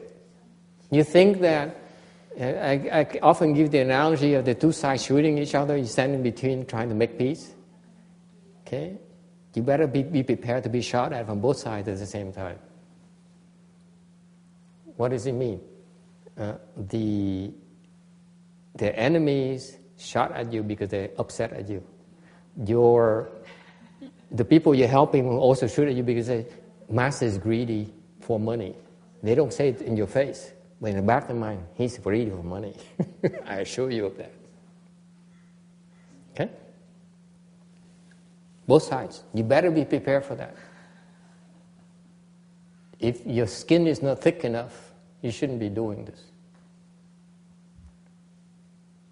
That's why the Vietnamese temple don't have it. They don't have this thing here. They don't have it. Because if they do this, okay, and they're able to meddle, okay, then it has to show results. You cannot do this unless there's some results. Okay? So that brings to the point, are you able to deliver or not? If you're able to deliver, can you refrain from being greedy for it? Because you know you have limited. If they shoot you often enough, you're going to be hurt one of these days. If so, would you dare to continue to do this kind of work? Why is it it's hard for them? You think it's hard? It's easy for us? It's much harder for us. It's only the worst and the most powerful enemies that bring to the temple. You have to deal with them.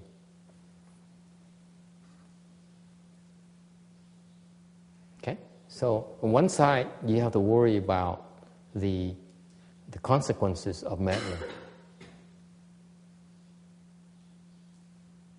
Okay? On the other hand, you have the people you're helping, and they say, Master's greeting. They're greeting. How are you going to solve that? I don't know if it's true with any of you, but I think some of you did cross your mind. You went, well, why is it so expensive?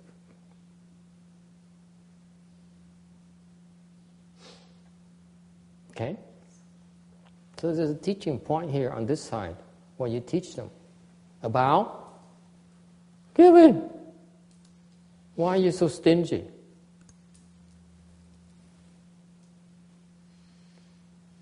Because when you help them, the benefits they get out of it is a lot more than the black themselves. I think most of them agree to that. And yet they still, why is it so expensive? Why is it so expensive? Right? Right? That's the way it is. They keep hesitating until one day they say, oh, it's okay. That's when they let go. That's when the benefits are even bigger. It's an incremental process. If they don't have a chance to face themselves, the pettiness, how are they going to overcome it? One day they say, oh, this is worth it because I feel it's a lot more than, and then you're free.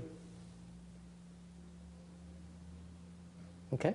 If they're not free from it, they're not there yet, and then they keep on struggling every single time. It's like, why?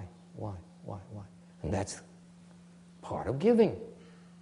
The same thing with bodhisattvas, you know that? They give and they wonder, is it worth it? Is it worth it? Why? Why am I doing this? The bodhisattvas think like that? You better believe it. It's their attachment that's manifesting. They doubt. They question themselves, why am I doing this? You know? Okay, why don't I stick to the Vietnamese? The Chinese has a lot of trouble. Especially the white people. You know, why do I have to go international? It's too much hassle. Okay? Not only have to deal with one culture, you have to deal with multiple cultures. It's too complex. What for? It's an attachment.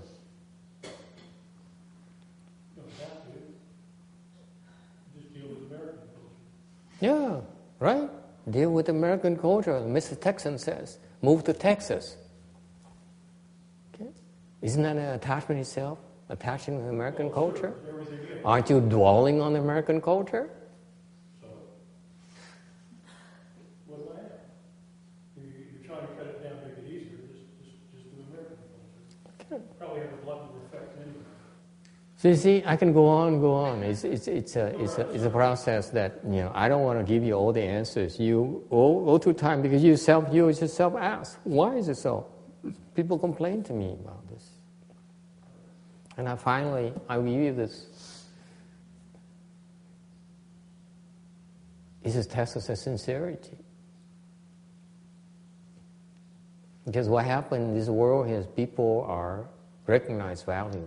The value that everyone agrees on is money. Right? It's clear. You can talk all you want until you are about to part with your money. That's when it really matters. You can talk all you want. It doesn't matter until then. Right? It's not until you actually give out, you know, the $5 or $1. And then inside you say, oh my God, this is too much. This is too much. Like you leave a tip at the table. You ever have that experience? Every time you go to a restaurant and you see a bill and you say, should it be 5%? You go to a Vietnamese restaurant, $1 is fine. You know that? Okay.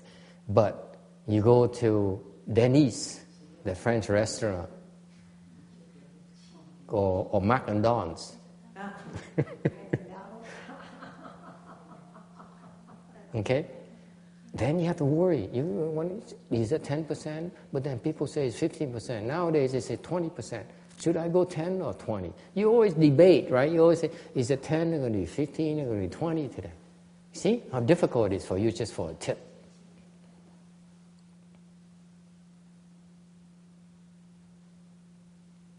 That's your pettiness I'm talking about, right, Janice? See? You always evaluating. Is it with 20%? Is it 10%? Is it 15%? Who does that? Raise your hands. 1, 2, 3, 4, 5, 6. Right? You petty. You're so petty. Thank you very much. You know what I do? I go to the restaurant, I give 20%. I don't care. Unless the service is so bad, I don't. Now I have to think. And then I discriminate.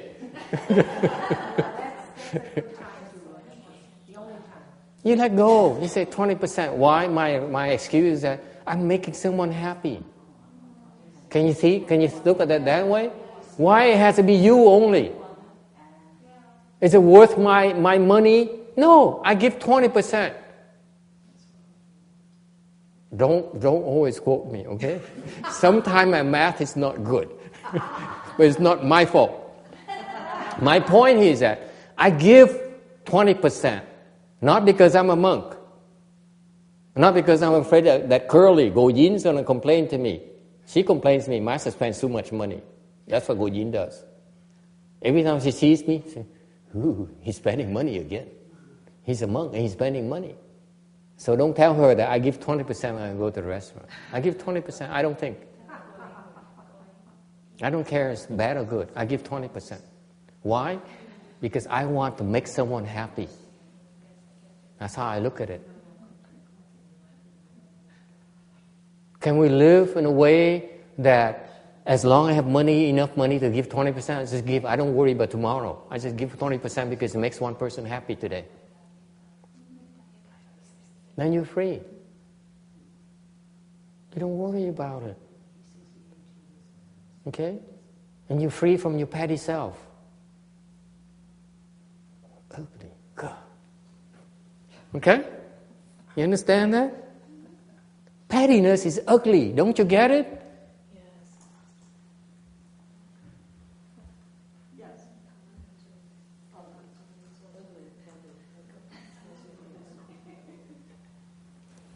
Okay, now can we go back to the Sutra instead of talking about tips? Yeah, that sounds good.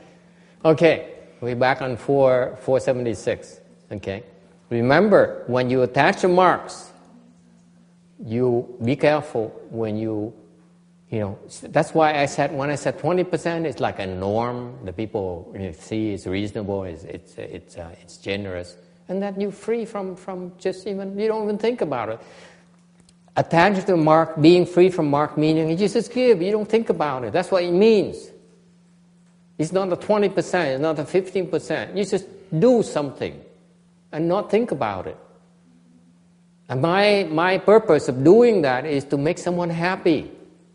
That's all. Doesn't matter.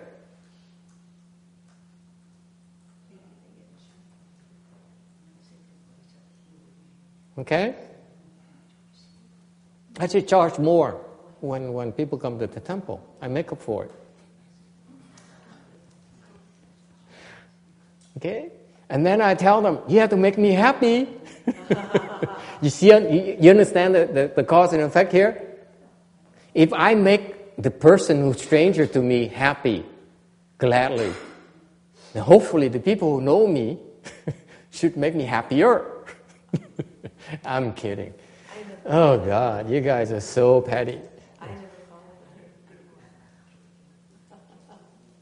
Okay, 477. Any questions about that? That's what it's about. You live freely, not having to mind, to think about it, or to dwell on it.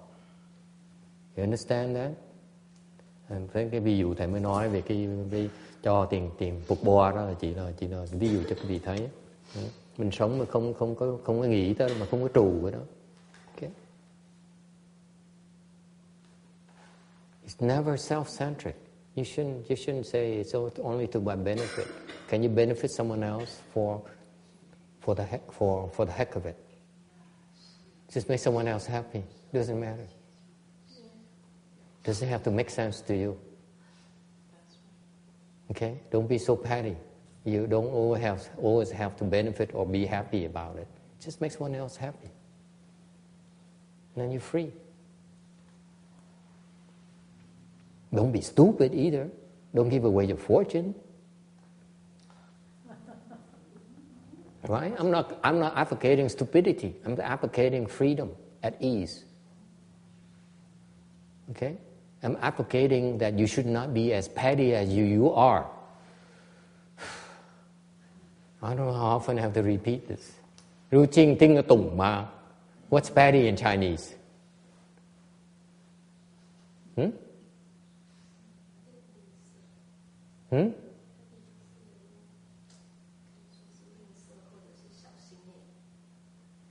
Stingy. Yeah, stingy. Stingy. 吝啬. We are not 吝啬. Okay? All right. 477. I have 5 minutes. I don't ask them the question. I need to finish this. No marks. Buddha says, when bodhisattvas give, they give. Don't worry about marks. They are not attached to marks. They give to all living beings, meaning they are not attached to who they give to. They're not attached to what they give, how they give. They're not attached to who they give to. That's no marks. Is it clear?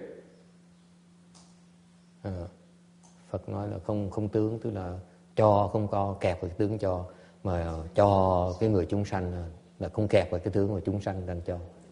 Okay? So for example, we give, we don't say illegal alien if we don't give. It's okay. When we give, we give. Okay? Because then you're still discriminating living beings, like you discriminating homeless people only. You see that? You give, there's a chance to give, give.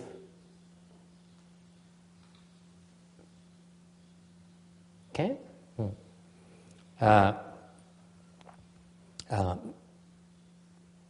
And if you keep on doing that, okay, then eventually you see that existence is emptiness, and emptiness is existence. That's why they practice giving.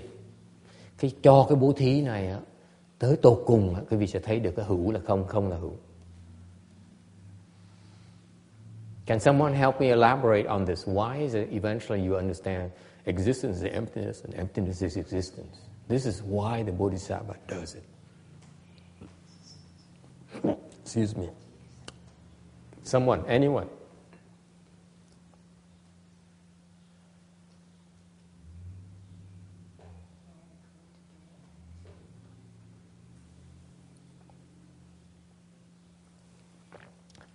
Existence is emptiness. There's so many ways to explain it. Existence. Existence is what? Living. Okay? How about your possession? Is that existence? Yes. Your cars? Does they exist? Does they exist? To you, yeah. Yeah, big time. Ask Travis. He loves his CRV. Number one SUV, small SUV in the U.S. right now in sales. Oh, he sold it already, he says. Shucks. I'm always late. You understand that? Existence is your possessions. Your possession? Possession is existence. What's emptiness? No possession. No possession. You give it away. You give it away. That's emptiness, okay? It does not count as your existence, your possession is not emptiness until you give it away. You better sell. Can you see that? You better give your van away, master. Never!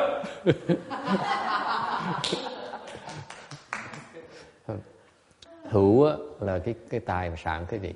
Không là gì? Không là khi nào quý vị cho hết cái tài sản thành không. Can you see that? This is how profound the teaching is.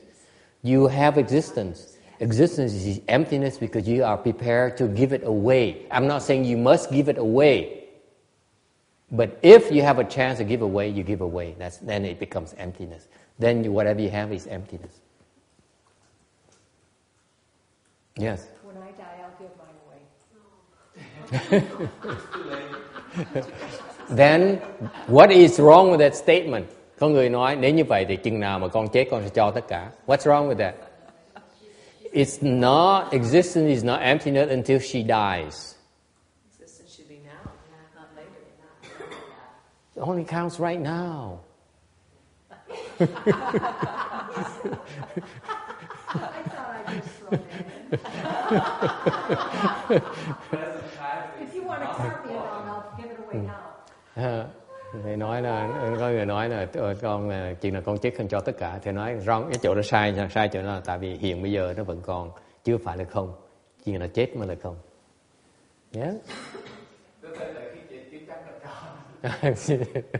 And he says, Travis says, after at the time of death, you may change your mind and not give it away.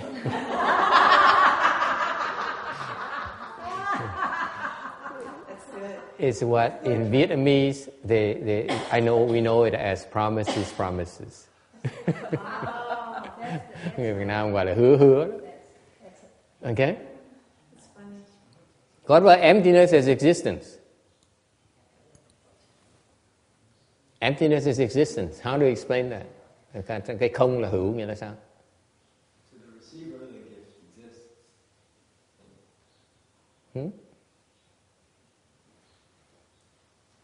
My young Swiss Shami says the receiver, it exists. It's going to be a long project, long-term project. I explained this Vajra Sutra for past halfway now.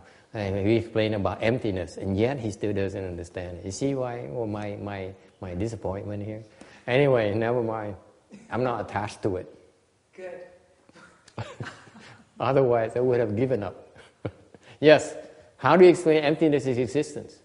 Well, once you give away your car without any attachment, it becomes emptiness. Not my van, I'm sorry.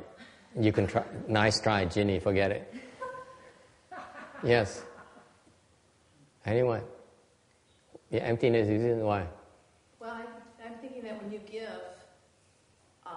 and let go of your attachments, the space that those attachments take are released, and more emptiness comes into your life, which is a positive thing. No. You start with emptiness. How does it become existence? You don't understand this statement. It says, existence is emptiness, meaning you have something, but actually it's empty. That's what it means.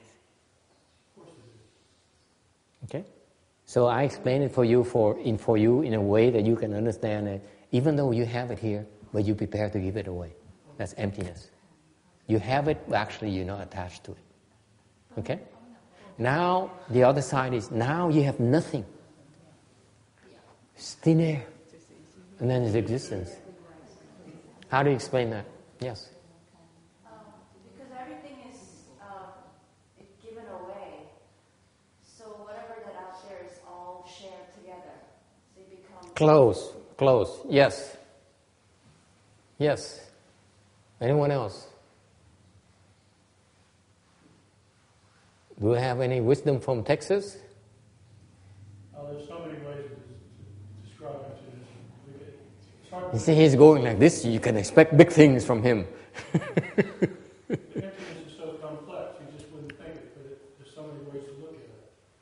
Look at it, everything's empty because it's made from component things and it wouldn't be there to get all the things together. You say if you gave them away, then it's empty. Okay, I'm making fun of Texas. You go ahead. I'm right. Yeah, that's right.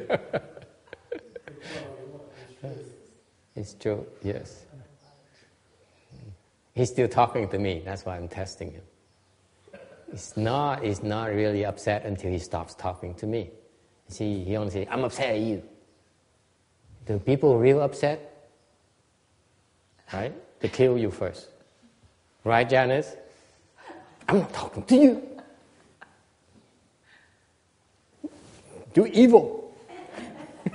Right? That's true anger when you see this. Yeah? When I talk to you, I'm still safe. Yes. Yes. Second attempt. Third attempt. It's all in your mind. All in your mind. It still exists. Yes. So you let it go, become emptiness, but it still exists. So it's. But it's nothing there, first of all. How can from nothing you go to existence? That's what it means. Emptiness is existence, meaning even though there's nothing there, actually everything is there. That's what it means. It's very difficult to understand. That's why I see why you're all struggling. Right. Nothing there right now. You see nothing. Empty space. But everything is there. Okay? And everything is there already. There's empty space all around us. Yeah. Yeah. You see? Yes. Well, if there's nothing there, you're not attached to anything, then you can also just pick up anything and make use of it.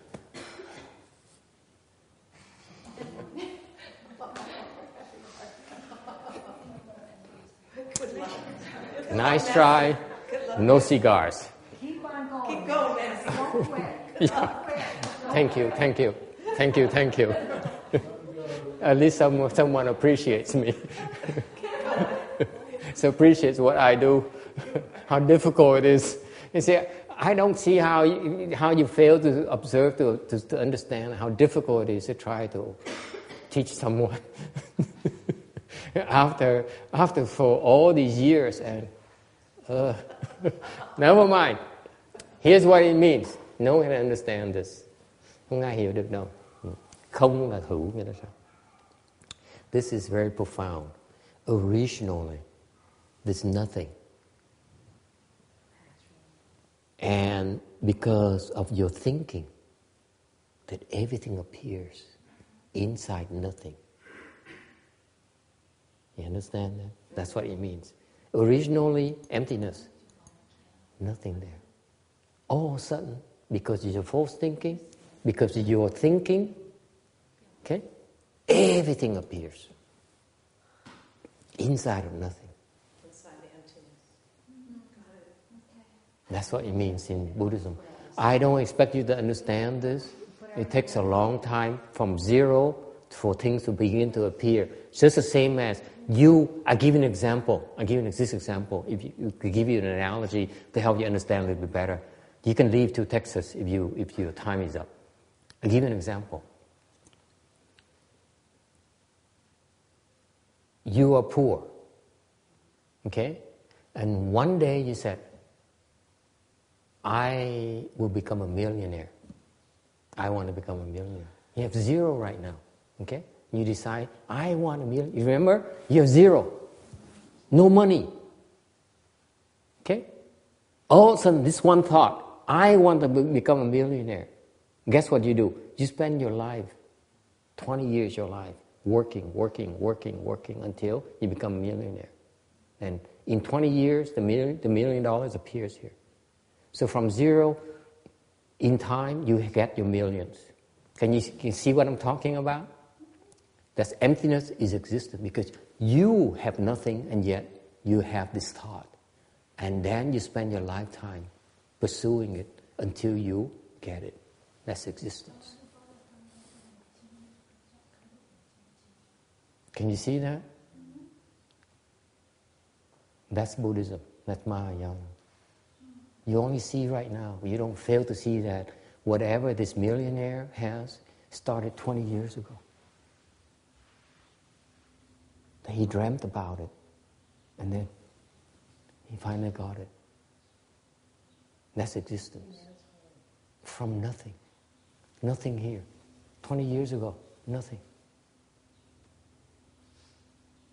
So that's why you call emptiness existence, because you collapse them in 20 years into one spot, then zero and existence is the same. Isn't it? You see it different right now because you don't see 20 years. Does my example help? Yeah. Emptiness is nothing. Originally you have nothing, and yet you dreamt of it. So you build a fortune. You establish a country. Okay? That's existence. Because of your false thoughts. Is it clear? This is very profound. I'm explaining it to you in layman terms, but actually the Buddhist principle is just that. Out of nothing, one false thought, because one false thought, everything appears. Why? Because you don't stop at 1 million, do you? You go to 1 billion. You go to having a wife. You go to having a family. It doesn't stop at 1 million, does it? All your false thinking, once you get started, it multiplies. So now you have 20 years, you have your million. In 5 years, you have your first wife. 10 years, your second wife. Travis is having a good time. You understand that? And then 20 years, you got your million. And then you have your first heart attack. You understand? Everything happens. You see my picture? It's not just 1 million. The one thought of $1 million actually has a family and heart attack, and then heartbreaks. You know, your wife, the first one divorces you, and she takes half of your fortune, and so on. You know, it's terrifying. You ask a man. You understand? Everything happens because of one thought. The whole world evolves. Imagine you, all of us, false thinking like crazy. You not only do you have 1 million, you have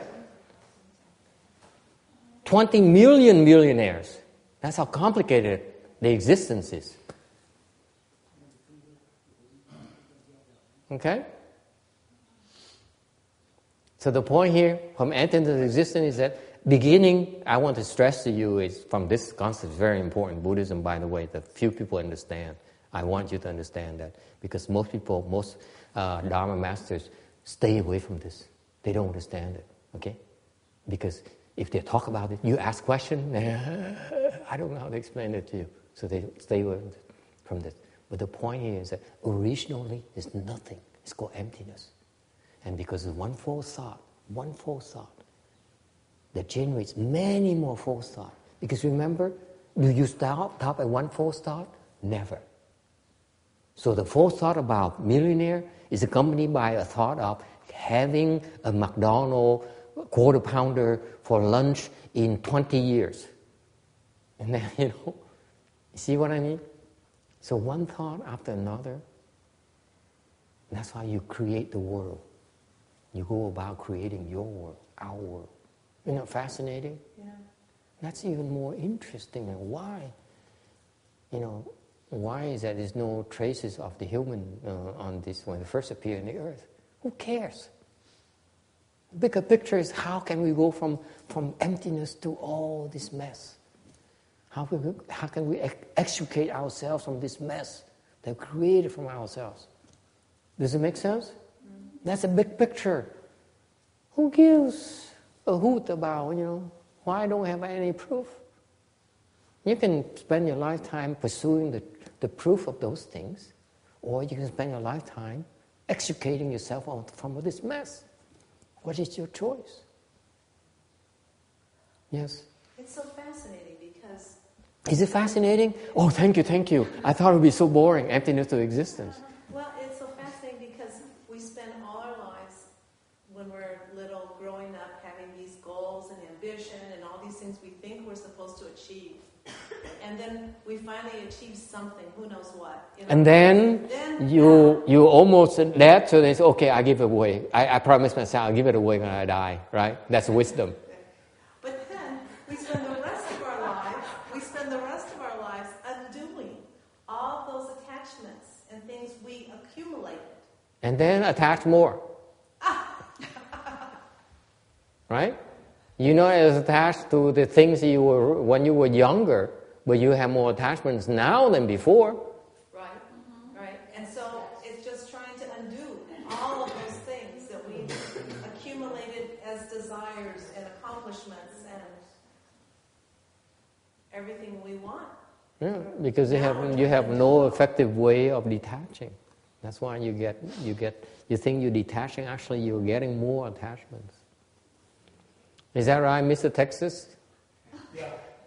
Oh, thank you. Are we still friends? Yeah.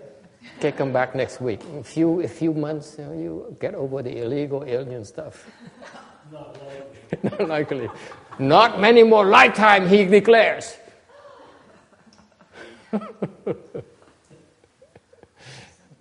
At least he can laugh at it. We can disagree, but we should have a good time. That's my attitude. Don't make a face like this. God, life would be so horrible, wouldn't it? Huh? No matter what happened, you laugh. Isn't that the truth? Until you laugh at Master, that's when Master gets upset. Okay, thank you. Everyone, next week we talk about 478. Okay? Thank you for your patience.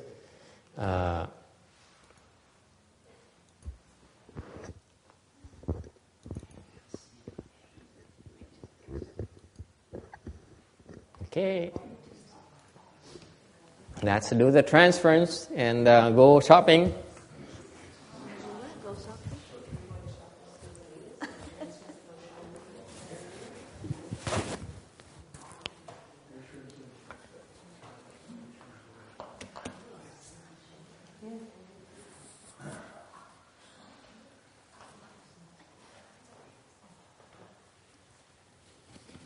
Did somebody hide my handbell?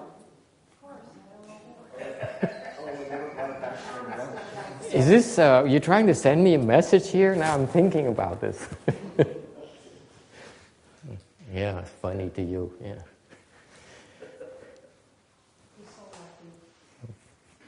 Yeah, I have a good sense of humor.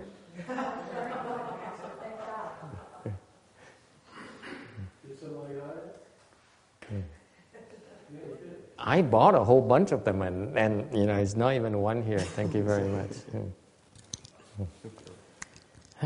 Yeah.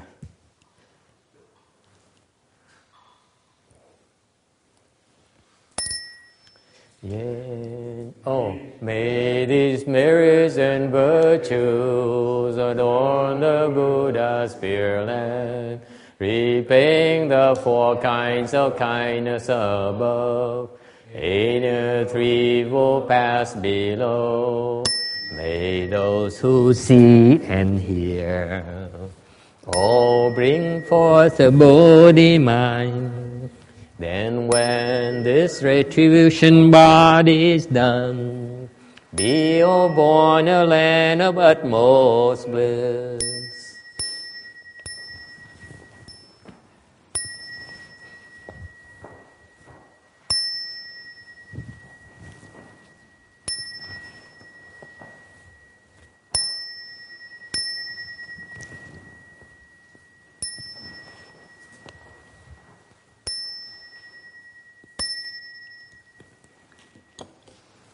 Namo Tát-chư Văn殊Chư Li Bồ Sát. Namo Tát-chư Văn殊